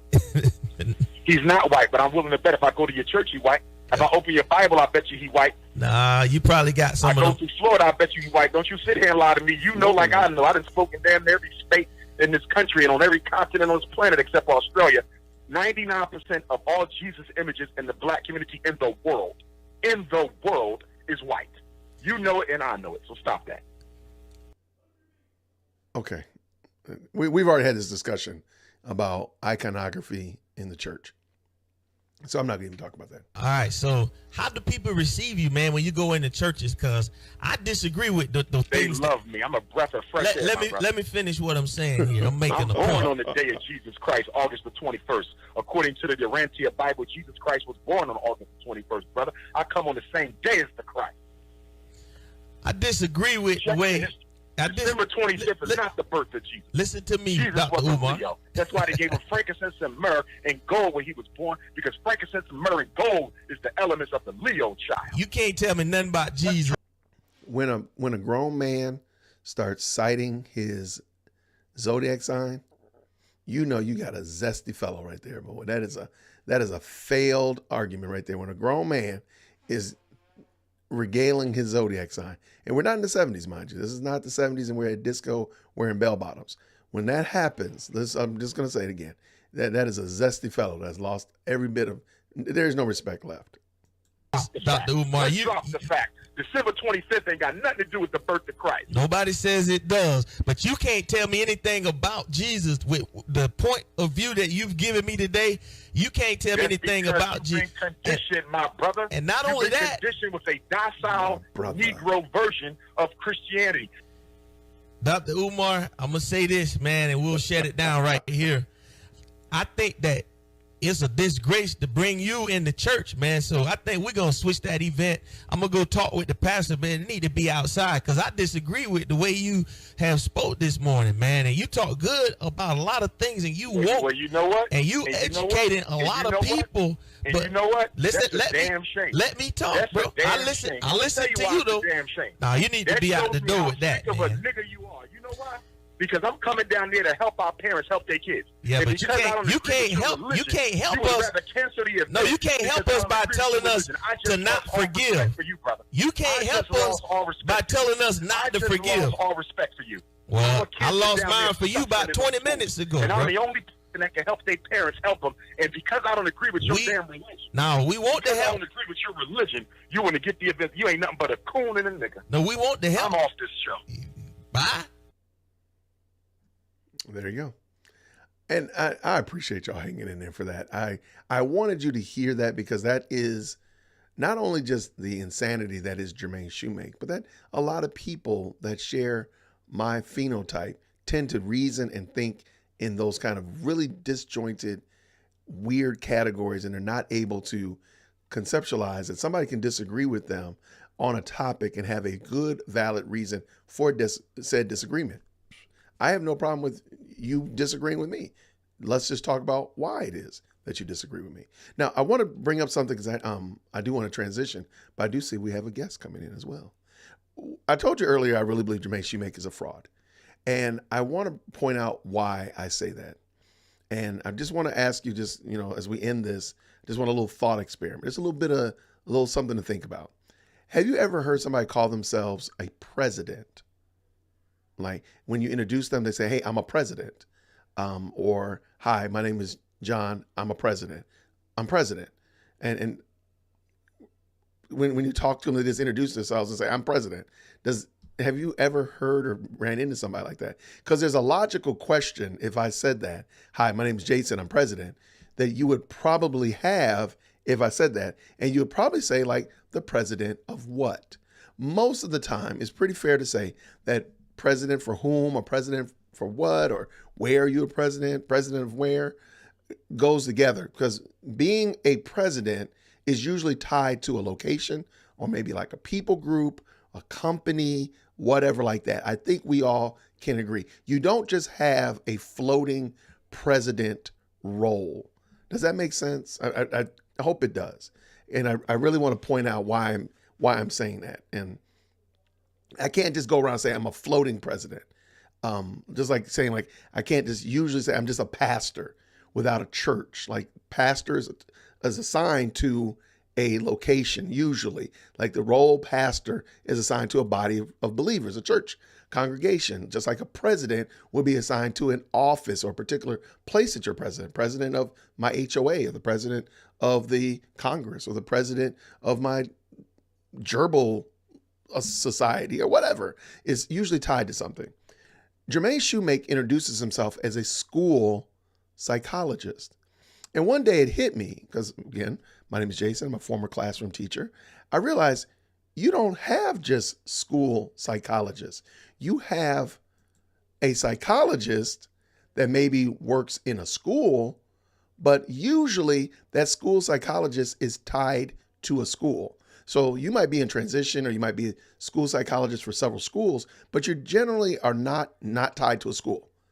And notice Jermaine Shoemake calls himself a school psychologist. Now, if you're not in a school system, a lot of the time you might call yourself a child psychologist or an adolescent psychologist or a youth psychologist, because you have a private practice that people come and they work out their problems with their kids and go forward, or you're in a school. He's neither of those. So why does he introduce himself as a school psychologist. Now, maybe he is tied to it. Maybe so. I haven't found that he's tied to anything. So I'm going to call Bupkis on that. I would love for you to help me out if you do run across that and you see that he really is tied to a school, Jason, and you just missed it. Well, I appreciate it. Thank you. And I will gladly look into that. But I don't think I'm wrong. And if you think I am, dearwokec@gmail.com.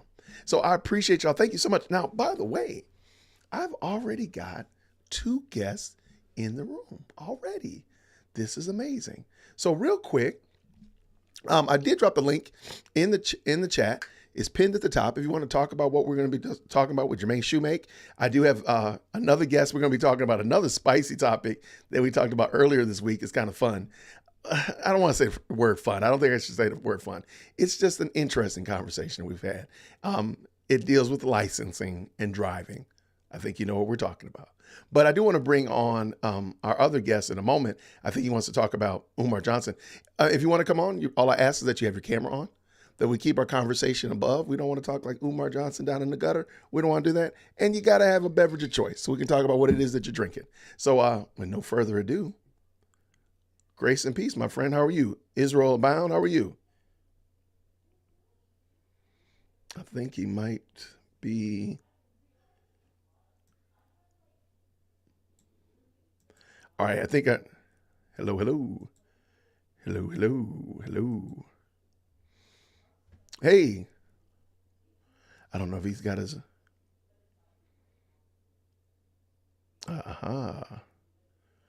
what's going on, brother? Let's switch this over. I can't hear you. It sounds like he's still on mute. It says that you are muted. Let's try it again. Are you still muted? Hello. I don't show mute. Okay. Well, there you go. Something fixed. There we go. No problem. Got me? I got you, man. How are you? Yeah. So, I just had eye surgery, man. I prefer not to be on camera if that was all the same to you. It's okay, man. As long as we keep it up above the table, it's all good, man. No problem at all. Yeah. It's all good. Yeah.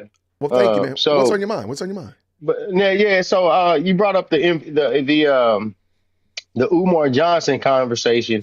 Yes, of course. I have no way to come up with something positive to say about Umar Johnson.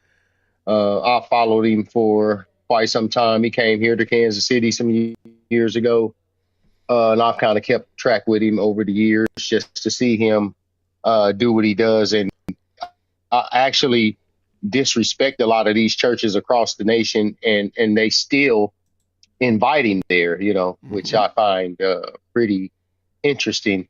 And that lets you know what that's a discredit to the church, because that tells you the level that let me not say that, because everybody doesn't know Umar Johnson's background. So I won't accuse anybody of any of that. I just know that people would do themselves a better service to vet the people that they allow to come into their churches and establishments. But but this particularly conversation led me to a different viewpoint on it all, just because it is the Black church, and there is a concern there with the gap between that in my estimation is widening from the Bible and the community. Right? That gap is getting larger. And I believe that that's for a reason. And I'll try to sum this up really quick, because you posed a challenge, and we all heard it, so I won't repeat it. But I think it was a challenge that would, that could never mathematically be challenged, so to say. It was impossibility.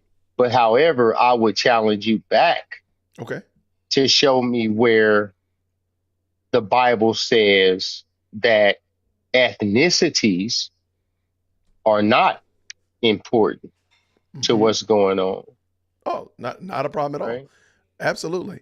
I don't think and just being respectful we could have this conversation another time or another place or whatever, you know what I'm saying? Because I don't want to disrupt the flow of your show. You know what I'm saying? That's just something that I wanted to throw out there, Oh, absolutely not.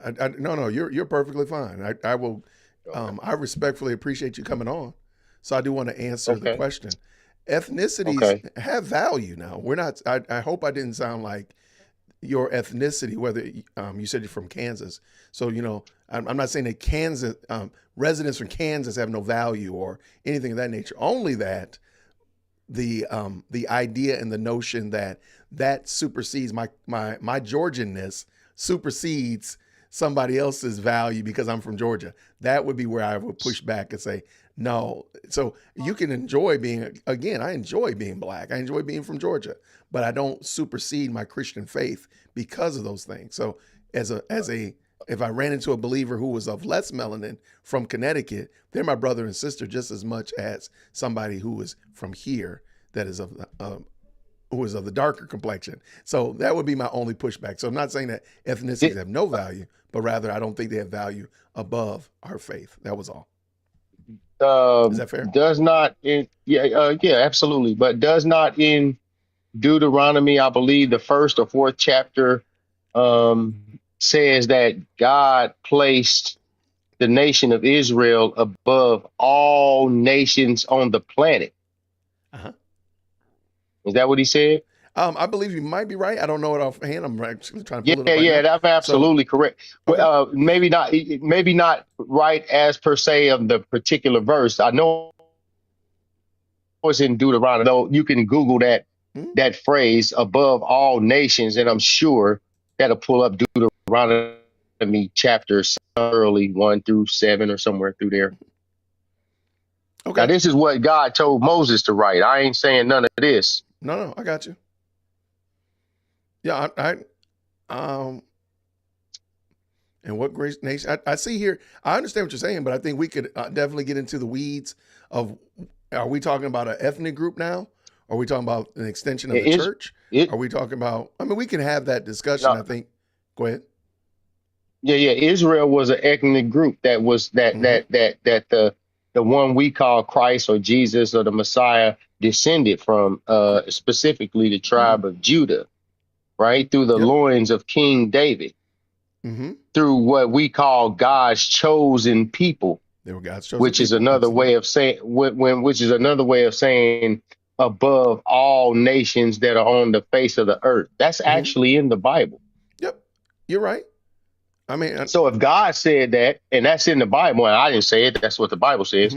I'm saying, how can we now say that that's not important? Oh, well, once again, you didn't say it was important, but it's kind of you did because in the big scope of things, this is what Christianity does. Gotcha. Right? God says in the Bible, you say that you will have enemies. In fact, in Deuteronomy, the 28th chapter, for sure, it says that you will be, that these particular people would be sold unto their enemies. Yep. Right. Now, the only problem is we're talking about, can you show me New Testament where that would be the same?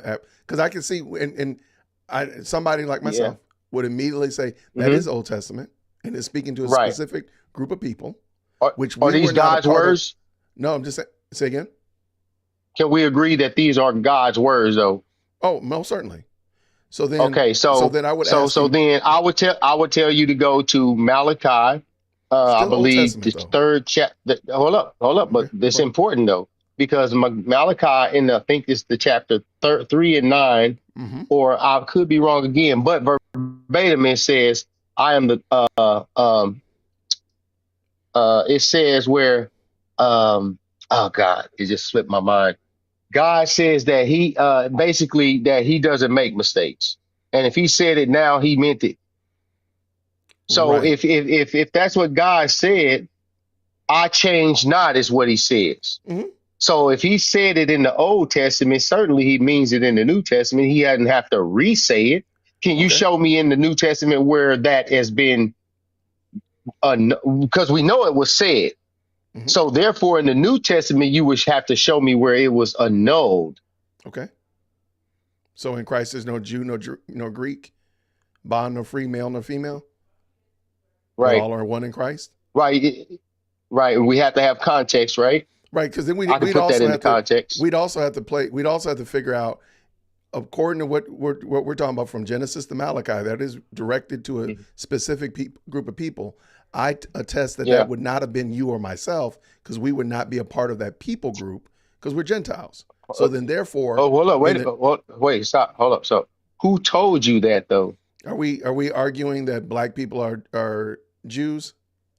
Okay, so listen, no, we're not going to argue that. We'll say if the Bible said that if the Bible says that if God's people were to break his laws, which you and I probably agree that they did, Mhm. he said that in the list of curses in Deuteronomy chapter 28, the 14th verse all the way down, he says that you will be cursed, and he lists all these curses. One of those specific curses says that you will be sold as slave men and women and transported far away from your land on ships. Is that the only people group that's ever been transported on ships? I'm sorry. Hold up. No. That's a great question.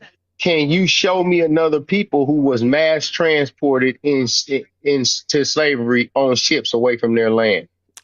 There's Europeans. Can you name me another group of people? I'm saying, can you? I know his. I'm sorry. Okay. Go ahead. Okay, I'm saying Europeans have had this issue before. No, can you name me? Can you?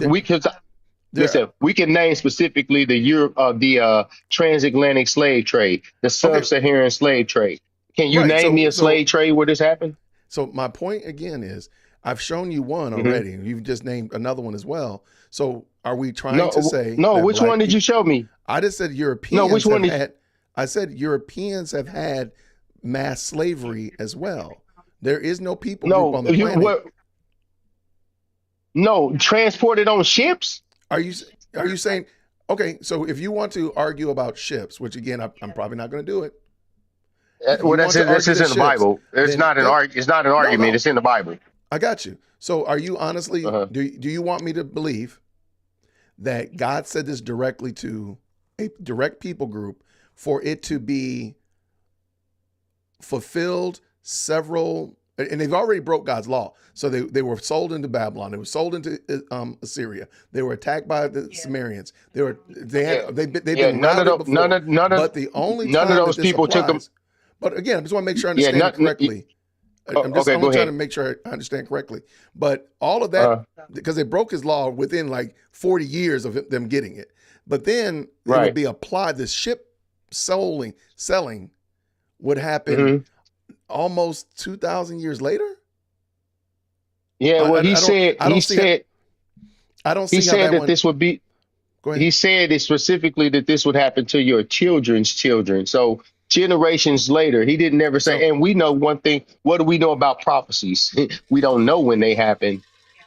Okay, so I'm just saying again, I don't think that, and I understand where you're going. I don't believe that is a slam dunk by any measure. No, absolutely. I agree. But the good thing about the Bible is that it's repetitive, right? Mm-hmm. You know, people will say, what difference does color make? Well, color makes a big difference when you see that all of these people were of your same color. Were they? Right? That does make a difference, huh? Like you said, were they? I'm just asking, not to be combative, but what does the skin color? No. Okay. What would the skin color of what would my skin color do in relation to my salvation? Okay, so because did Christ say salvation was of the Jews? Mm-hmm. He sure did. Did Christ say, I am not sent but unto the house of Israel? The lost sheep of Israel sure did. Well, what are we talking about here? This is what Christ said himself.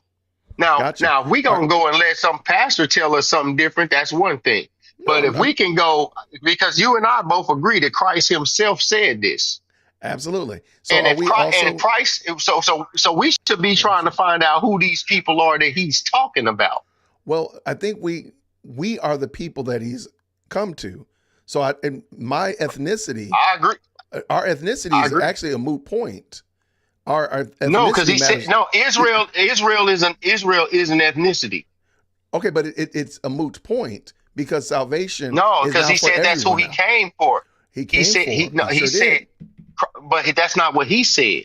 So you and I just agreed that. Hold up. You and I just agreed that Christ said he didn't come for anybody except for the lost sheep of the house of Israel. Now, how did we get to he came for everybody? Well, a couple things that come from that. Are we trying to say that when he was crucified and the veil of the temple was ripped, that was not symbolic that all were now available to the temple? Are we saying Is that now, what he said? No, I'm just saying. I want to make sure I understand. Go ahead. I'm gonna go by what he said. I think that we all should say, well, I'm just gonna go by what he said. Forget what happened, not forget what happened, but I'm saying that if I can say, okay, here's what I have to go by that I know for a fact. He said this. He didn't say that. He didn't say nothing about I came for everybody. Well, when he didn't say that. When he says go and baptize all nations. Hold up. So okay. wait. All right. Let me give you a scenario. Right? Hold on 1 second. I got another guest. That's cool, Israel. I do have another guest that wants to hop in. I'm sorry. That's why I said we could. Okay. That's cool. No problem. Okay. No. Let me finish. Let me give you this quick scenario real quick. Let's say I'm gonna just assume you have children, right? I do have two. And let's say that you took those two children and some of their friends out to Chuck E. Cheese for a birthday or something, and then you say after Chuck E. Cheese we're gonna all go to the amusement park afterwards, right? Boom. Okay. So y'all all go to Chuck E. Cheese. And when you get done and everybody's done eating and you say, all right, everybody, let's go so we can go to the is everybody in that Chuck E. Cheese establishment going to hop into your vehicle and start following you to the main? No, you're talking to the people who already understand that we're going to the amusement park after Chuck E. Cheese, not everybody in Chuck E. Cheese. See, we were not there. So it's hard for us to see this understanding. But when Christ went to speak to people, Christ only spoke to Jews. That was it. Got you. All right. Let's bring Kevin in. Kevin wanted to holler and jump in. Let's see good old Mr. Kevin Briggins. What's going on, man? How are you? I'm good. Man, this conversation just went a completely different direction. Oh, man, it's always fun, man. It's good. It's all good. Man. Yeah, jump on in here, man. What you got, man? Talk to us. Yeah, so there is some truth to what he's saying in terms of, Christ did come to Israel, right? He came to the Jews. That was his, Christ came for a specific purpose, right? And his rejection of the Jews' rejection of the Christ is what opens the door to the Gentiles. Right. And this was prophesied to be. even the initial promise to Abraham was that all the nations of the earth would be blessed through Abraham. Right. The covenant was always for everyone. But at the time, the old covenant, the Old Testament was for the Jewish people. Right. And so, there is a sense that at that time that was God's people. But even in the Old Testament, it tells them there's going to be a new covenant, and they are waiting for this new covenant. So when we talk about the New Testament, we're talking about the new covenant. And God's people in the new covenant are people from every nation, tribe, and tongue. It's no longer based on of being Jewish. That was Paul's whole argument of you can't come to Christ through the law. Your Jewishness means nothing. He called his Jewishness nothingness. He called it rubbish. He said, I'm from the tribe of Benjamin, circumcised on the 8th day, a Pharisee of Pharisees, to the law, blameless. He listed out his whole resume. And he said, compared to knowing Christ, rubbish. It's trash, right? So the idea of being Jewish really means nothing today under the new covenant, because it is those who are of the faith of Abraham, not of the ethnicity of Abraham, who are God's chosen people. And so once we realize that it is people who are of the faith of Abraham, and that's anybody who comes to faith, who believes in God, who believes in the Christ, who is following Jesus, that's who God's people are. Ethnicity means nothing. Being Jewish adds nothing of value to you under the new covenant. And so once we understand that, we can get past this ethnicity, we can get past, this idea that we are even Hebrews, because let's say that's true. It means nothing, right? And so at the end of the day, repent and believe, no matter who you are. There we go. Okay. I appreciate you. All right. I have one more thing to say, and then I'll let it be, right? What happens is that first you have to have certain basic understandings of the Bible, which I'm not saying that you don't. That's not what I'm insinuating. What I'm saying, though, is that a lot of people don't. And when you start talking about Jews and Gentiles, first you have to understand what a Gentile is. Can you tell me what a Gentile is, sir? Anybody? I would say a non-Jew, but what are you about to say, Kevin? I think Kevin froze. Yeah, he froze. So can you hear me? Yeah, I think you. Oh yeah, he froze up. I'm gonna back him out. But okay. Oh, Kevin, you back? Oh, there you go. Okay. Yeah, I'm back. What did you say now? You said what now? What did you say your definition of a Gentile was? Gentile is anyone who is not a Jew. There we go. Oh, okay, cool. And I agree with that. I think that anyone who was not from the house of Israel, but that's all really kind of true. But so anybody that's not a Jew is a Gentile. All right. So when you read in the history of I think their history is in it'll come to me maybe Malachi or Amos, Hosea. In Hosea, it tells you where God disowned the whole entire northern kingdom for idolatry. They was disowned. He said, "You are not my people, and I am not your God." That's in the Bible. So at that point, them people became Gentiles. Okay. So in these same stories that you're reading, it goes in to tell you where God said, "But I will bring them back. I will bring them back into the house. They will not be cut off. They will be like the seas of the sands of the sea." That sounds familiar because that's exactly what it says in the New Testament. See, this is where that terminology is coming from. These words are being repeated in the New Testament from the Old Testament. That's where this is coming from. Well, all that sand of the sea, that's all in the Old Testament, in the book of Hosea. So when you so by the time you get to the New Testament, I'll give you a perfect example of the woman at the well. See, she realized already. Because he asked her for a drink of water. She said, "Who are you? Who am I to give you water?" You know what I'm saying? He said, "If you knew who I was, you would have asked for living water."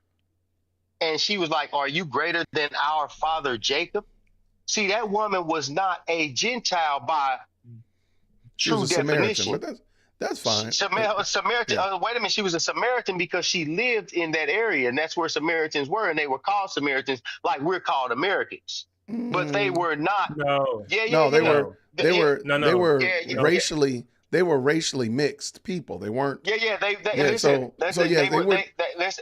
Hey, when you go and read in the Acts, he brought up the Acts where it was saying that all these people from all these different nations gathered, right? Right. It was proselytes, Jews, Cretans, all these different nations, right? It said they were all Jews. They were all Jews. I mean, I'm sure you brothers ain't gonna be in denial, and I ain't gonna never put nothing on the Bible that ain't in it. So when you go back and read these stories and see that when it's listing all these different nations of people, it first told you that these people were all Jews, but understood each other in their own tongue. We know nobody argued that. How does the list in Acts? So we know all the Jews from around the Roman Empire came back to Jerusalem for Passover. So we know that. All Jews. Right. Yeah, but how does that make your argument about Samaritans? Yeah. Because the Samaritans are the lost sheep of the house of Israel. You got to realize Israel and Jews are two different nations. You had the northern kingdom and the southern kingdom. The northern kingdom got disowned by the Most High God. So therefore, that's why Christ said he was sent to the lost sheep of the house of Israel, because they didn't know what was going on. They had been cut off for centuries. They've been practicing this idolatry since the days of the kings and when they was in Israel, when they when they were still kings in southern Judah. So you got to kind of know the history to understand what happened. Okay. All right. There's never a time where the Bible says that. Oh, go ahead. I'm sorry. I was gonna say, I appreciate it, man. But no, I appreciate that, man. This is definitely good conversation. I know that Kevin and I had another conversation. Yeah, we have to do it again sometime. Most certainly, man. You know where to find me. Kick it off, man. I appreciate you letting me come by, man. And I'll keep watching the rest of the show and check out what y'all got going on, brother. For sure. Thank you, man. Appreciate you, brother.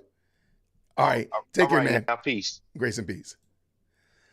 Mr. Briggins, how are you doing, my friend?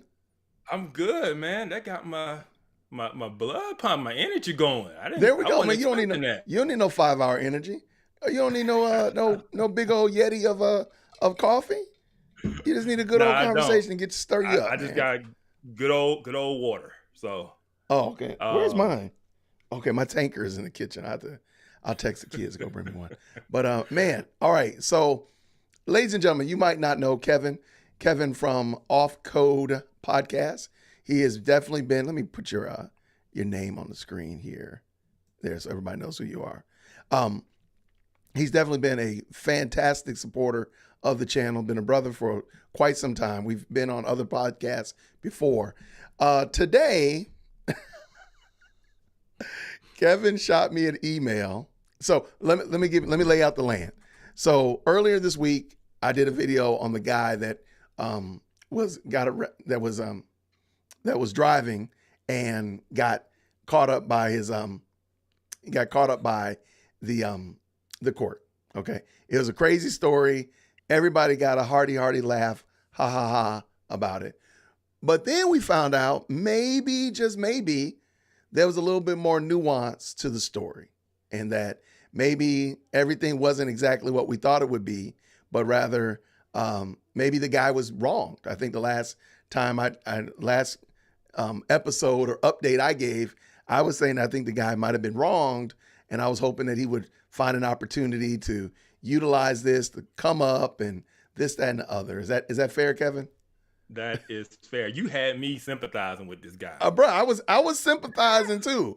But ladies and gentlemen, with no fail, Kevin comes in and he come off the top rope, old school wrestling style. It's like, Jason, he sends me the email. I should read it to y'all, man. Because Jason, you need to, this guy is a low down, dirty scoundrel. He's low down dirty. All I said was you got to do another show now because his new facts came out. So Kevin is like, Jason, you're going to have to do, he did say I'm going to have to do a new show. How do I get this to fit right? Y'all pray for your boy. I am not good with this. I got to figure this out. Why is this not looking right? Let me make this bigger.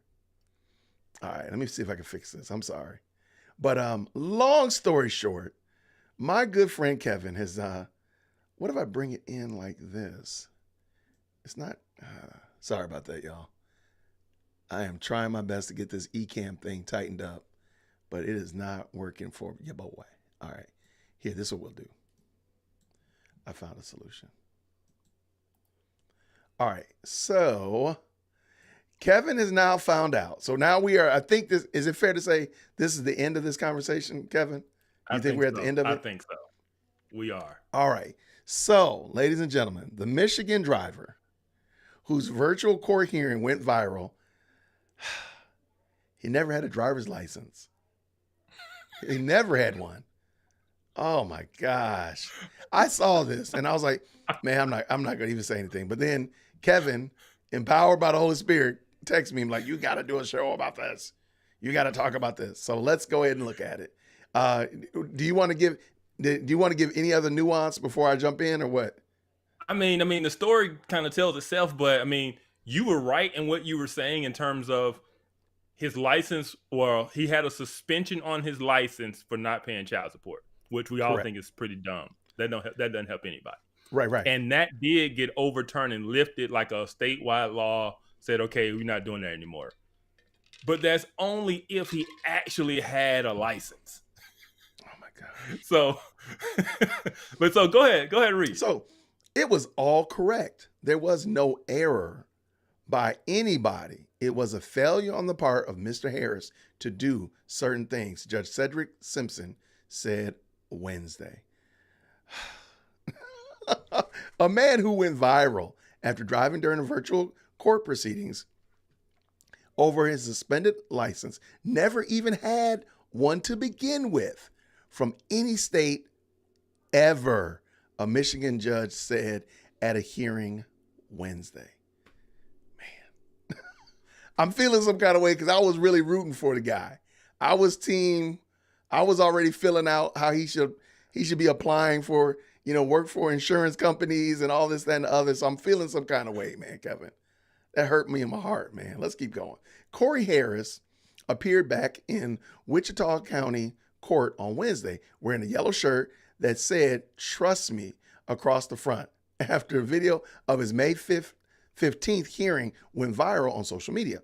The video showed Harris joining a Zoom hearing for his driving without a license case from behind the wheel of a car. Good gracious, man. The Wednesday appearance came after local outlet WXYZ Detroit reported on whether Harris should have been charged with a misdemeanor that stemmed from the October 23rd traffic stop because, as the outlet reported, the suspension of Harris's privilege to drive in the state was lifted in 2022. All right, you got anything you want to add to that? Nah, that's good background. That's good. That's what we all thought we were. We was like, man, they did this dude wrong. He should have been able to drive. Right. They messed up. They didn't realize that his privileges were restored.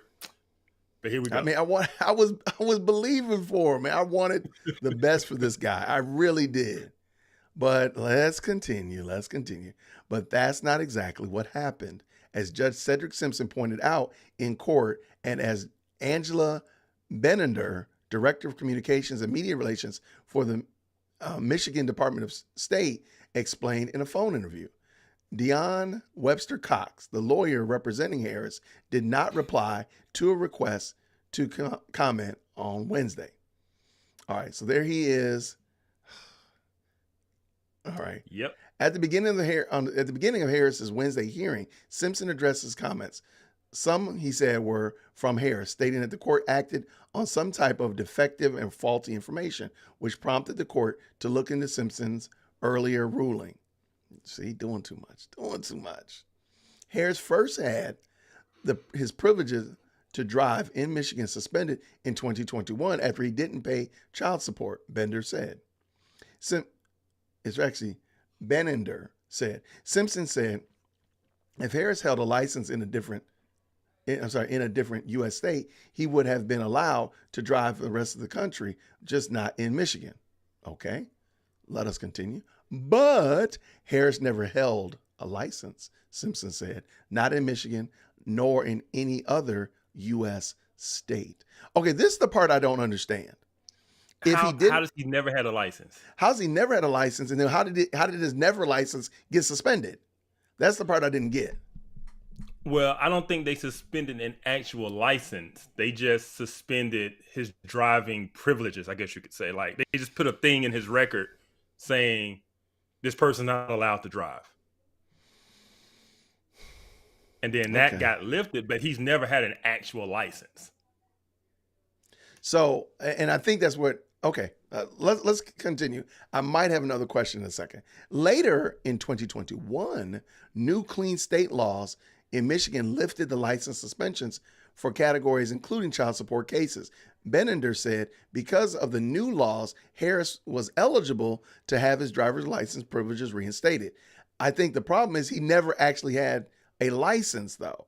Am I right? So though he had the privileges reinstated, he still had to go get the card. I don't have my license with me. Mine is in the kitchen. So he still need to go get the card. He still had to go do a driving test and get a license. How does this dude never had a driver's license? He's got to be from New York. I don't know, man. I'm trying. New York is the only place I know where grown adults have never had a driver's license. That's the only thing I can think of. Man, I'm trying, man. You know what? We got another guest. You want let's make it a party. Let's do it. Let's see where is that OFAM in the building? How you guys doing? Hey man, can you hear me? What's up, man? Now, sir, I see you walking. Do you have a driver's license? I don't think I have a walking license, but he's kind of telling me where to go. Okay. Well, hey, follow him. Follow his lead. Okay, but do you have driving privileges? Yes, absolutely. I love it. All right. So what did you think about this case, OFAM? By the way, ladies and gentlemen, this is OFAM. He's been in the chat for a while. Good to see you, sir. Thank you so much. Nice meeting you. What did you think about this case? Nice meeting you too. Up to this point, what did you think about it? I actually like when it first came out and everything. It was kind of like what you said. You know, thought it was like a kind of bonehead kind of situation. Like, how could you do that? How can you jump on a Zoom for court? I'm sorry, it's still funny. Even though we know the rest of the story is still like reading a book, even though you know the end of it, you still laugh at the first 2 chapters. Okay, I'm sorry. Yeah. And then when you mentioned the clerical error part, it's like, man, I kind of feel for him. When I was a teenager, I was very boneheaded, right? You know, I was not no way a very nice young man. No way. No man is ever boneheaded as a teenager. That is a misnomer. That is a lie. That is a rumor. Yeah, I was the exception. No, the funny thing about that is though, I did have a clerical error. Like there was like theft that I was charged with as a teenager, but it said $100,000, so that would have been like grand larceny, right? Whoa, so it was supposed to be expunged, right? And plus, you know, I was never convicted of it, but I was trying to get in the military in my early 20s, and they're like, "What's this theft? $100,000?" I'm like, "I don't know what you're talking about." And I end up going to the courthouse and actually talk to the probation officer, and they're like, "Yeah, it's just a clerical error. We'll update it with the FBI." But long story short, I didn't get into the military. Like the only one in my household that didn't get in. So yeah, my heart kind of went out to him a little bit. But then hearing this, it's just like, you have no excuse. Like driver's license. It's hard, at man. all. It's hard to. Again, I went through the whole all of the emotions, from like boneheaded to feeling empathy, like, oh man, I want this guy to win. I want the best for him. And I did see this video yesterday. The video of him in court, and I'm like, you gotta be kidding me. I just was gonna ignore it, be like, I just can't do it. And then Kevin texted me today and like, I gotta do it. Kevin calling me out. So, all right, let's finish. But so first of all, OFAM, real quick, where are you located? Northwest Indiana, Michigan City. Have you ever heard of that place? I've heard of Michigan right on City, the lake. Absolutely. Yeah. You take off from Chicago, go east. Yeah, we're right there on the lake. I know what you're talking about. I do. All right. So since you have a grand larceny warrant out, can I like call the FBI and tell them who you are? It's like he's out there walking in the park with his dog. He's got a golden sandy brown dog. You know, is there a warrant? Is there a reward? Is there a reward? I just need to know. I guess you could always just Google me and find out. I mean, good luck trying to Google OFAM and to find it that way. Oh man. All right, show me your driver's license so we know that you actually have a driver's license. Okay. You know what? I'm actually, believe it or not, I don't have my ID on me or my wallet. It's interesting. You just have to take my word for it. It's kind of like convenient McLovin, but my license actually says OFAM instead. How convenient. It's totally legit. All right, let's finish this up. Let's see what we got. So in Michigan, now are you close to where is this? Where was he? What? Wichita? Wait, where is he from? This guy is I think you said he was from Michigan. Yeah, he's from Michigan. What Somewhere part? in Michigan. Yeah. Wow. Washita County? Yeah. Come on, man. Just name that. Doesn't Washington ring a County. bell. Come on, man. I'm right there on the border of Michigan too, so you'd think I would know, but that's okay. All right, let's finish this up, man. You gonna ride along with us. In Michigan, someone without a driver's license can still have a driving record to denote suspensions, like in Harris's case. Benender explained that had Harrison tried to obtain a license while the suspension was on his driving record, he would not have been able to. Okay, so not only do you not have a license, but they give you driving citations on a license that you don't actually have. That is crazy, man. I'm sorry, man. Look, again, I'm on team boneheaded again now. Like, how dare you? But this is, I feel bad for him still. All right. How did he not get, like, I mean, how is it, how is it possible that he can continue to drive around? Right. Because, Like, okay, so when you go back and say the initial case where he was pulled over for having a suspended license, he didn't have a suspended license. He didn't have a license. Why was he not put in jail for not having a license? yeah, I don't know. It Am doesn't I make right, any Kevin? sense. No, well, I think there was some type of bond because when the judge said it was revoked and he had to turn himself in. So apparently he did get something happened. He got arrested or something because he was on some type of bail or bond that the judge revoked when he was driving on Zoom. But again, they said driving on a suspended license. Judge Simpson said that. Why not say, sir, you didn't have a license. Have you gone to get a license yet? Well, actually, he said both. He did say a suspended license, but then when he was going back at him, he said he did say he doesn't have a license.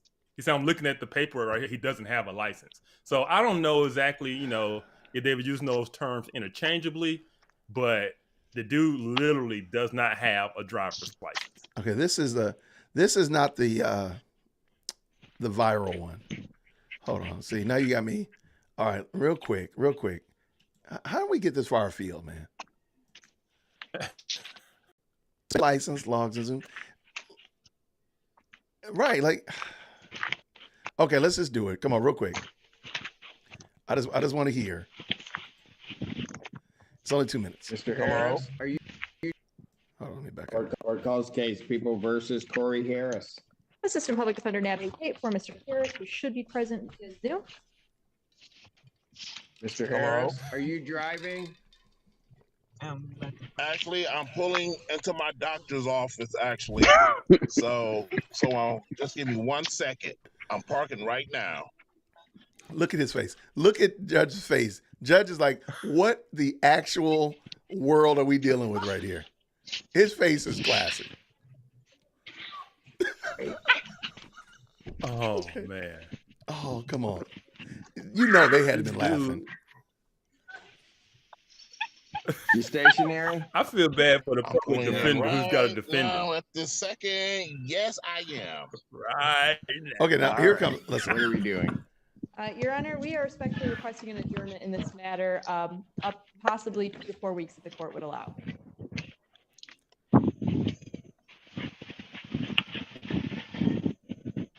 Okay.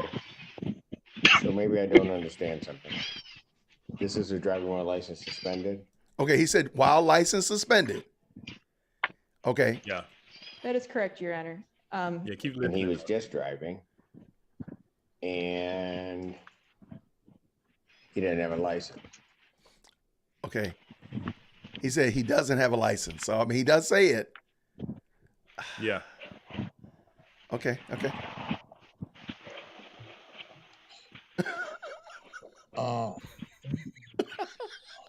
It's like, is Those are this the real? charges, Your Honor, yes. No, I'm looking at his Yes. record. He doesn't have a license. He's suspended and he's just driving. See, that's the part that's confusing. Okay. Yeah. If he had said he doesn't have a license, Yeah. I think that would have keeps saying changed both of them. everybody's Yeah. relationship to it. But he said suspended. If he had said the man doesn't have a license, because he does say it here, you're right. I was thinking his license was suspended, so he doesn't have a license because it's been suspended. But now, as we go back and finish up this article, he really didn't have a license. Like, literally didn't have a license. Wow. Okay, let's finish this. But look at his face, though. He Bruh, looks his face is shocked. classic. Bruh, I hate it because he's a meme now. But I hate it for him. That is correct, Your Honor.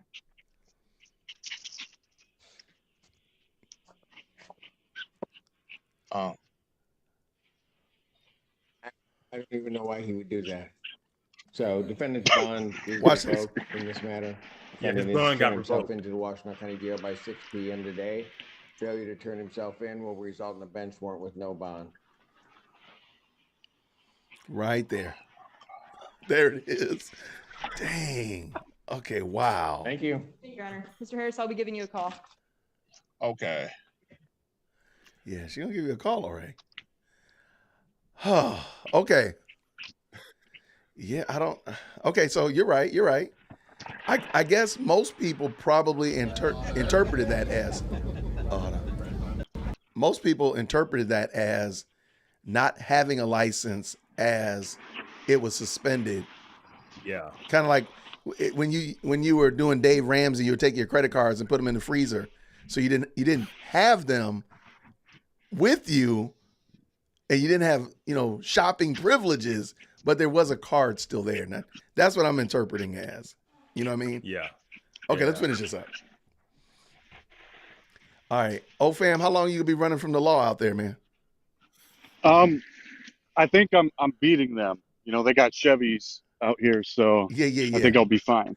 I got you. You can outrun them. You can outwalk them, actually, literally. You guys are wild. All right, getting driving privileges reinstated in Michigan doesn't happen automatically, though. Benender explained, noting that Harris did not complete the necessary steps with the friend of the court in Saginaw County in 2022 to have the suspension removed from his driving record. It required Mr. Harris to do something, Simpson said. He didn't do it. Okay, now this is the part also, I'm like, well, what did he need to do? When I heard that, I'm like, well, what did he need to do? But now we'll find out. Benender said that normally the defendant would have been notified that their suspension was eligible to be lifted and that they should report to the friend of the court, an office that helps with court administer child support cases. In most cases, they would have to pay a fine to receive a release form that they would then have to bring to the Secretary of State's office within 10 days to get the suspension removed from the record. Man, why they do your man like this, though? Why they do this man, let me tell you, I think that's just low down. Was this NBC News? You low down, man. You low down. Why y'all put this man on here like this? I mean, but man? you got to, though. You got to. Now that we know the facts, you got to show that look, because I don't feel bad for him no more. Well, I mean, I got you. Okay, let's go. The state of Michigan has no record of Harrison doing this, Benender said, adding that is not and has never been the responsibility of the friend of the court to transmit those records to the Secretary of State. Okay, but I guess it wouldn't matter because he never did have a license to start with. I think that's the part that really took a lot of people by surprise. Simpson said that the friend of the court did nothing wrong in Harris's case. Simpson also said that because Harris didn't do what he was supposed to do, the friend of the court had no obligation to send anything on his behalf to the Secretary of State. Simpson added that pointing fingers at the Secretary of State also is improper in this case because that office did what they were supposed to do. It was all correct. There was no error by anybody. It was a failure on the part of Mr. Harris to do certain things, Simpson said. I do wonder, this is the part that was a little bit confusing to me, Kevin, because I was like, why didn't he say the man need to go get a license? It just seems like they're not using the right terms, I guess. They're not. I mean, do you agree, old fam? He could still probably do Allstate or General, right? What do they call that? SR 22 or something like that in Illinois? I don't know. I used to see the General Insurance commercials growing up. Yeah. They would always advertise that. But I mean, he needed to get a driver's license, though. I mean, that's the part I think was the bigger problem. I think he need to do a Zoom commercial. I mean, Zoom works. I mean, he could be a Zoom spokesman. I mean, I hate it for him. I wanted that brother to win, man. It will never be said that I don't want people to win. Simpson said that he's going to be walking like me. He's going to be walking around like me. He's gonna be walking for sure.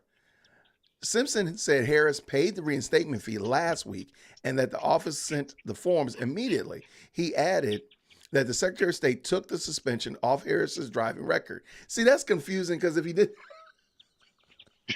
never had a driver's license, it doesn't make sense that he has a driving record. Can we agree on that at least? How old is that guy? 40? 43? 40? Let me see. I thought they said he's been he's been driving that long and he was able to pull that off. Still still didn't learn, you know, however many times they grabbed them, you know. Yeah. I don't see it, but I thought I saw somewhere he's definitely older than 35. How about that? Okay. He doesn't look like he's 21. No Right. disrespect. I'm going to go on a limb and say he's not 18. Okay. There we go. However much older than 18, I don't know. What you got to say, Kevin? All I can say is somebody chose him. That's all I can say. You That's wild. a whole nother conversation. But You somebody wild. chose that man to be the father of their children. That's all I can say. There you go. He might have Riz, as the kids say. He might have a lot of Riz. Benender confirmed Wednesday that Harris's reinstatement was issued on Monday and his suspension has been lifted. I'm just going to say it again. That's super confusing because he's not just suspended. He doesn't have a license. They removed the suspension from his file. That's like saying, well, I've lifted Jason's credit balance on the credit card he doesn't own. Like, I mean, Jason's credit limit has been raised. It's on his record, so that if he did go try to get a license, they would deny him. Otherwise, it would be nothing in the system to say this person can't get a license.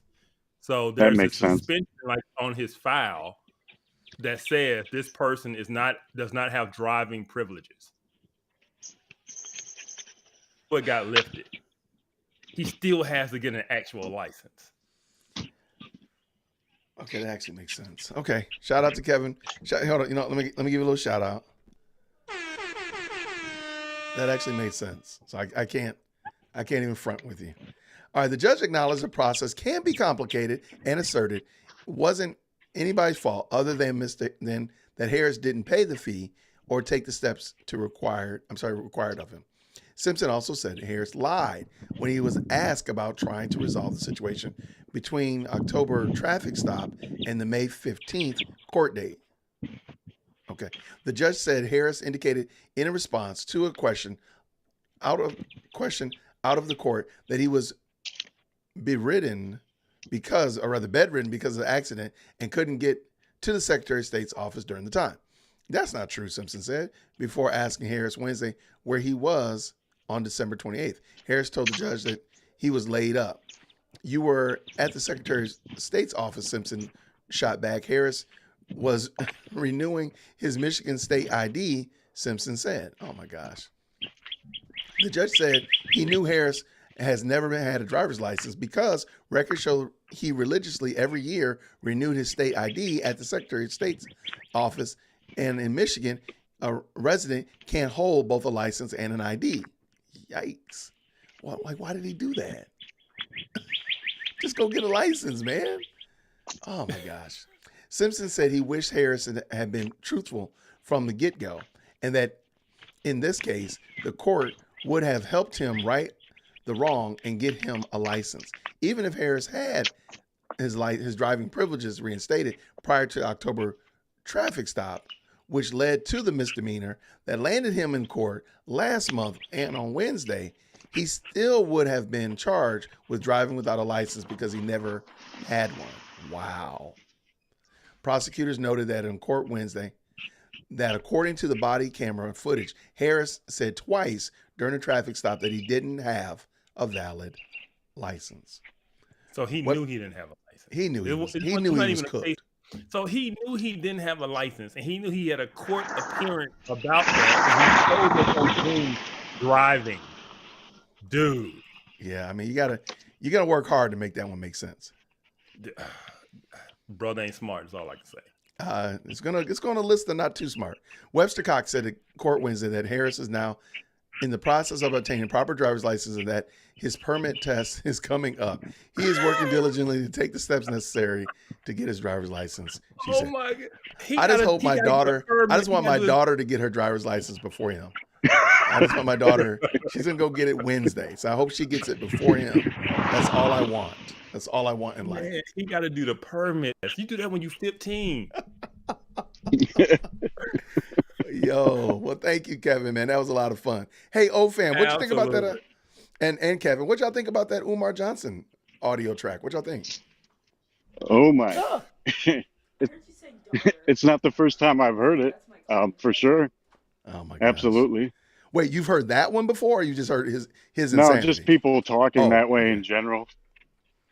You know how how much of a melting pot social media and YouTube can be. Yeah.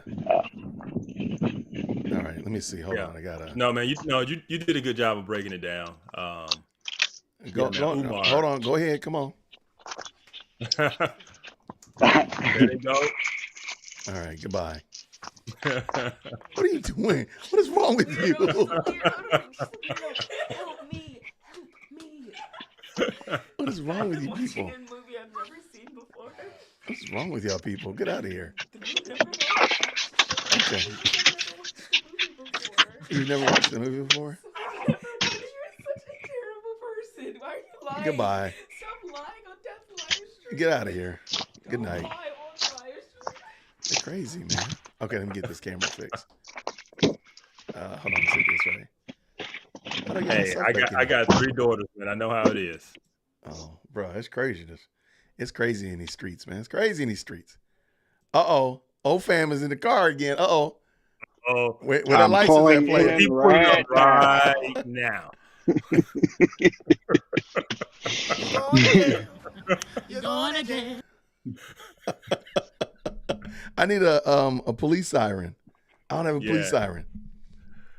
No, that's wild. But no, man, you did a good job. You did a good job breaking it down. Umar, man, is the same old Umar, full of nonsense. And it's sad that he can't even hear his own foolishness. Like, he talks so much. You would think at some point he would realize he makes no sense. None at all. But yeah, he just tries to be the most black person he can be. But at the end of the day, nothing he does benefits the community he claims to care about. Correct. Right? Correct. He claims to care about the black family, yet he himself is not married. Right? Yikes. There's nothing he does that is like legitimate. That, I don't know. He just talks out of both sides of his mouth. So people are going to jump in the chat or in the comment section and talk about, the school. The school is coming. The school is coming. And if you go to Leon Honor's website, YouTube channel, he's chronicled this for better than 15 years, at least 14. Umar Johnson's been talking about this school and just all of I think he has a video explaining all the different start dates that he's rolled out on the school. I mean, it's hilarious. Like, at what point do you people just stop accepting this man lying to you and realize that you've been flim-flammed?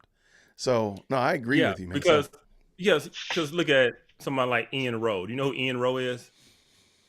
So Ian Rowe's a black guy, and he starts these charter schools. And he started several of these schools in New York to help underfunded, underprivileged, communities. For sure. If you want to start a school, there's ways to do it. There's people who do it every day. Umar's been doing this one thing for 15 years. 15 years. Right, dude. It don't take. It really does. You can start a school with 10 kids in a basement. Like, it doesn't have to be all that you're doing, right? Exactly.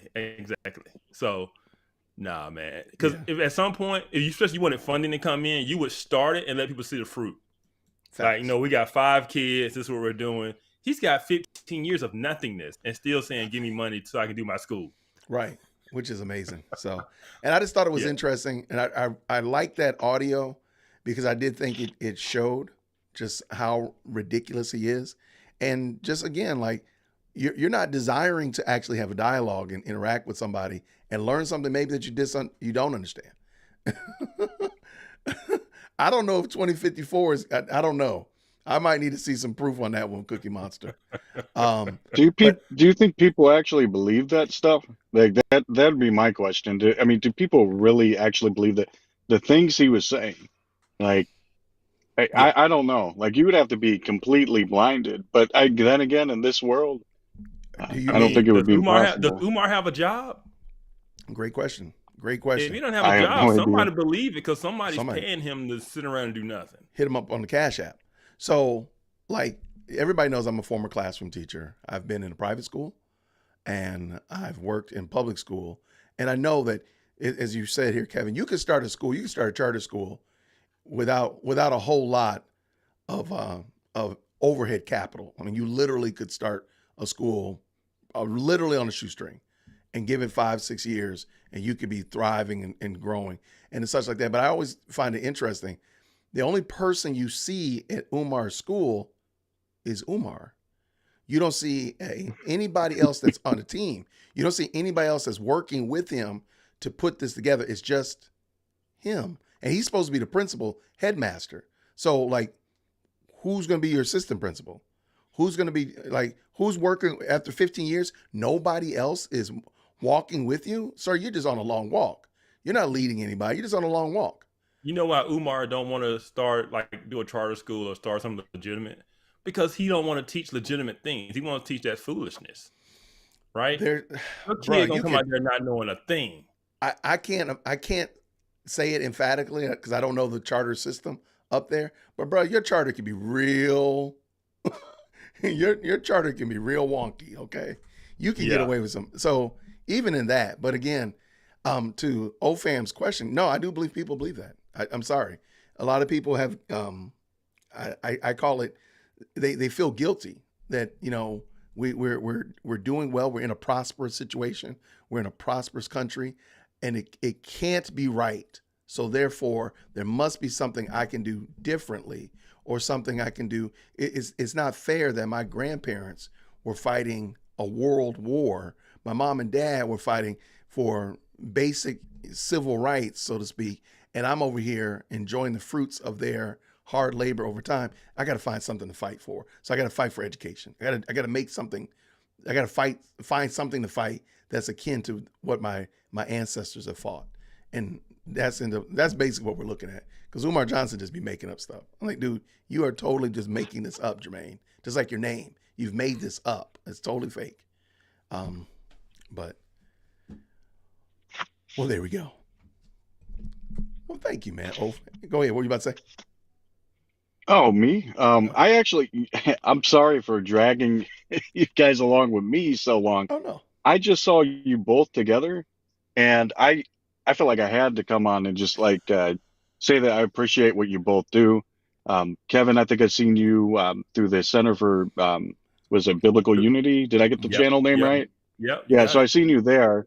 And if I try to trail back how I ended up here, I don't know if it was through Chad O. Jackson, and then I saw you first, Kevin, and then I eventually saw you, and I was like, man, this is like pretty refreshing, because a lot of times, like in the past, you know, I would listen to, like, even on the political spectrum, like people, and I'm not judging anybody's faith, but when they claim the name of Christ, and like you listen to somebody like, say, Steven Crowder or something like that, it turns into a situation of like bad companies corrupts good morals kind of thing. Absolutely. And it's like, I really wanted, he couldn't get up in church and say this kind of stuff, you know? Yeah. So when I listen to you guys, it's refreshing. And then thank you for, during the Trump rally, you were talking about the Caldwell apologetics. Really, really nice stuff. I like it. Got like 4 new channels now, and I'm watching good stuff too. You cover the political stuff. The Standard of Truth podcast with April Chapman. Don't think so. Standard of Truth podcast. Check it out. Yeah. Okay. Absolutely. We'll drop the link in the chat as well. But thank you, man. OFAM, I'm glad to have you. I'm glad you're enjoying it. Feel free. Do not hesitate to click on the link again. You're welcome to come on. Just don't call us while the police. Because I was just walking. Just don't call us while the police are chasing you because you don't have a driver's license. Okay. We don't want to be held accountable for that. Yeah, that's. I will totally blame both of you and say that you told me to drive. I don't even know. We don't even know your name. So there we go. See, like OFAM who? OFAM. I don't know you. just one name, no last name on my driver's license. O and Fam. I don't know. I'm sorry, sir. I don't know who he is. He said he knows me. I don't know him. Matter of fact, let me delete this again real quick. Again, I'll wrap it up, but I wanted to thank both of you guys again. I will keep watching, and I look forward to it. Appreciate you, man. Thank you so much for stopping by. Man. You're welcome to come by whenever, man. Take care, friend. Yep. Bye. Well, that was good, man. It was a good conversation, man. It Man, was. bring back those old days when Chad O. Jackson used to actually let us come on. Chad, if you're watching this, man. I'm talking smack about Chad, man. Chad, like, that was back in the days but that's okay, man. We got it, man. We got it over here. We're doing it. Yeah, no, but we're good. Well, what's going on new on your channel, if you don't mind? Since again, if anybody doesn't know, this is Kevin Briggins from the Off Code Podcast, and his information is in the chat. Shout out to the wonderful moderators. What you got going on new, man? What's happening? Oh man, just trying to plan out kind of future shows. We got a good one coming up that we're recording next week that I think people are going to enjoy. We're bringing a guest on, and then after that, like I said, we're just trying to see which way the culture is going and the right things and topics that we need to speak on, because it's ever changing. So we just try to keep it fluid and talk about whatever is in the culture at the time. So okay, I love it. Center for Biblical Unity, are they doing anything special, or is that what you're referring to? Oh yeah. So I've been on a couple of other podcasts recently because we're focusing a lot on what we call the woke right? Okay. You say dear woke Christian, dear woke Christians got to expand, because we've been so focused on the left and the Marxists, man, that the political right has kind of lost its mind recently. I got you. Yeah, we're just bringing light to that because just things we're seeing on Twitter through prominent people on the right, and it's like, we got to raise the red flag about this. Something is going on, and so we've been paying a lot of attention to that, and it's crazy the rabbit hole you can go down when you start going down the rabbit hole of what these people are saying and what they really believe, and their views on ethnicity and American heritage, and who really is an American and who shouldn't be, and the Constitution, and right. Their issue with Jews, and it's just it's going off the rails right now. Okay, well, I'm glad to we'll be glad to check you out. Where you're always welcome whenever you want to stop by and share what's going on, or drop me an email. Where to find me. Hey, anytime, man. Let's see if there's any questions for Kevin in here. Dear Kevin, why is Jason your favorite podcaster? Dear Kevin, when are you going to say it? Dear Kevin, when are you going to grow out a full beard? When I retire from the job that makes me have to shave once a month. Oh man! At the end of the year. So you're retiring at the end of this year? I am.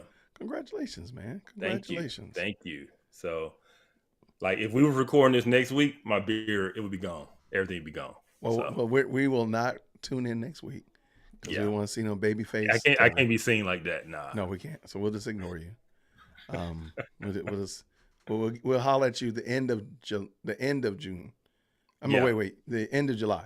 July. Yeah, do that. Okay, do that. Yeah. There we go. That's when we'll holler at you. Let it grow back. You wild, man. But no, man, thank you so much, man, for the article. It was refreshing. I'm definitely praying for that guy. Hopefully things work out for him. It seems like he's made a lot of, shall we say, not smart decisions. So prayerfully this will be the impetus for him to make better decisions. I did hear on the news though that he's being bothered and mocked and all of it. He ended up having to delete all of the socials. Like, man, you gotta embrace it. Yeah, right. You just gotta embrace it. Yeah, I'm the guy that was driving with my driver's license. You're right.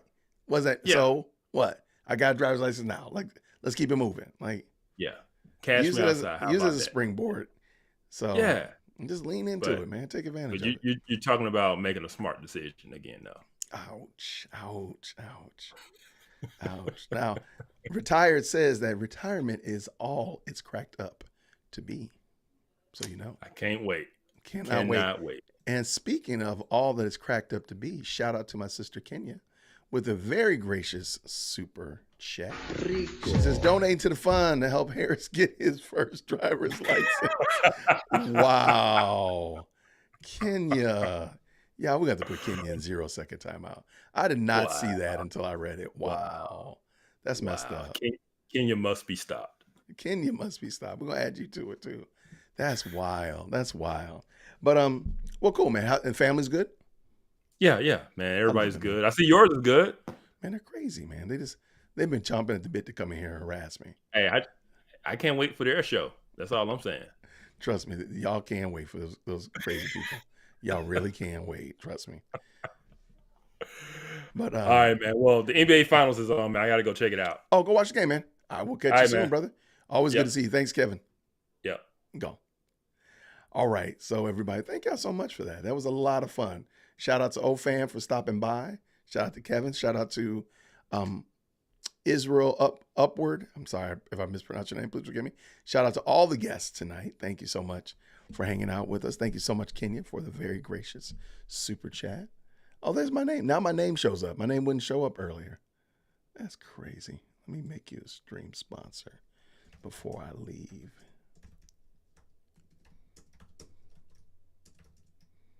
And I'm hoping, I have not heard back. Maybe I'll just put it out there to see if I can get it out there in the atmosphere. I'm trying to have Phil Holloway come on tomorrow to answer your questions about the various cases that have been going on here in Atlanta and in abroad. So we, as soon as I know emphatically, matter of fact, let me just shoot him a message real quick and see if we can do that tomorrow, because I would love to have him come on and have you all bring your questions and have Phil Holloway stop by to answer questions and just give you some of his insight and wisdom. I've gleaned a lot from him, so definitely having him come on would mean a lot to me. So hopefully he will, in fact, be able to come by and holler at us. Let me shoot him a quick message as soon as I find his message, his text message.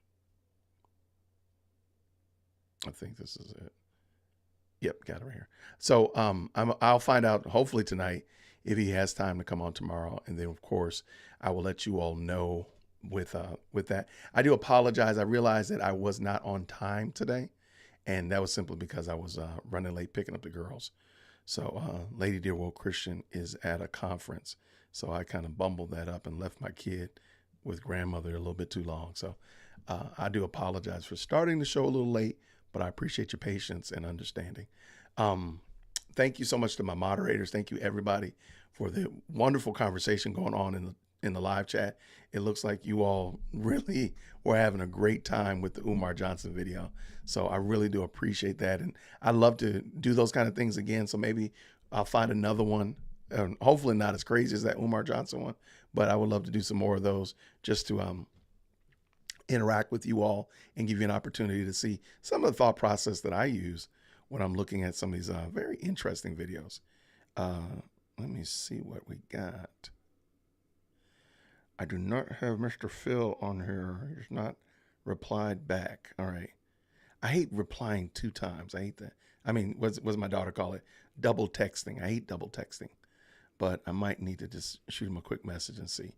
So let me just see. And if hopefully I'll hear back before the night's over and I can put a thumbnail up and then y'all know that we're ready to go. So hopefully that'll be the case.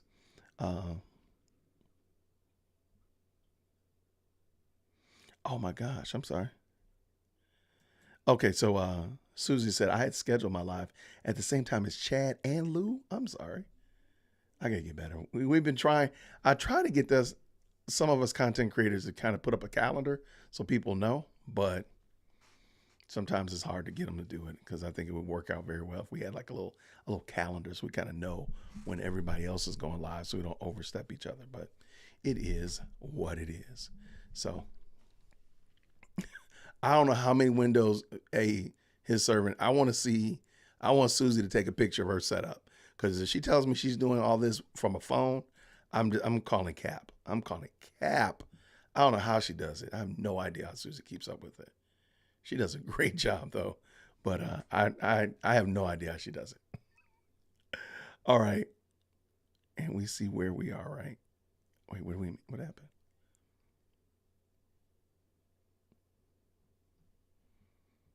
Okay, I'm trying to read. I saw I don't know what Retired's talking about. I feel like I might have missed the conversation. You might not even be talking to me. That might be part of the problem. as well. So, but I appreciate y'all. Thank you again, everybody, for liking the video, for commenting, all that kind of stuff like that. It lets me know you appreciate it. So that's very, very insightful for me. And no matter what, let's just do something tomorrow. Even if it isn't with Phil, hopefully it will be with Phil or somebody else. That'd be great too, to just kind of have a little dialogue and discussion. But no matter what, I really do appreciate y'all coming and hanging out with me and all that kind of good stuff. Oh, I got you. Lives at the same time, but you see where we are. No way. There's no, Susie. I'm sorry. Susie, I don't even believe you. I'm on the phone in my kitchen eating homemade granola off the pan. Nope, I don't believe you. You cannot, Susie. I can't believe you. You can't be doing that with it. I got 2 monitors over here, and I'm not even a third of as productive as you. I'm sorry, Susie. I just can't believe it. I'm sorry. I'm calling Cap. I'm calling Cap. Cap. All the Cap. So as soon as I thank you so much for that transplanted text. And if you want to, of course, support the channel and become a member, I'd appreciate it. We will be doing some members only exclusive things. So that might be fun and you'll find some value in that. But no matter what, you help the channel out. And I really do appreciate it. Thank you so much. But now we're talking about the granola. You all are the best. I hope you're not texting while you're driving, OFAM. I know Michigan is a hands-free state, so I don't want to have to call the police on you, man. Don't make me do that.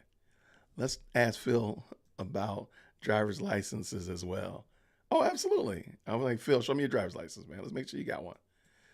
Absolutely. As a matter of fact, that'll be part of my text message. Like, dude, people want to know if you have a driver's license. Like, what's going on? I think that'll be fun. So let's do this, everybody. We'll do this again real soon. No matter what, tomorrow with Phil or with somebody else or just by myself. We'll have another good conversation. I hope you all had a fantastic week, and I'm looking forward. I love how you said it, Kenya. Thank you to the DWC mods. You all make it great. So I really do appreciate y'all. Thank you. So let's do this real quick, real soon. Oh, wait, got a message. Okay, nope. That wasn't him. But let's do this again real soon, everybody. So thank you again. And until next time, everybody, by God's grace, I'll see you real soon. Grace and peace. Take care.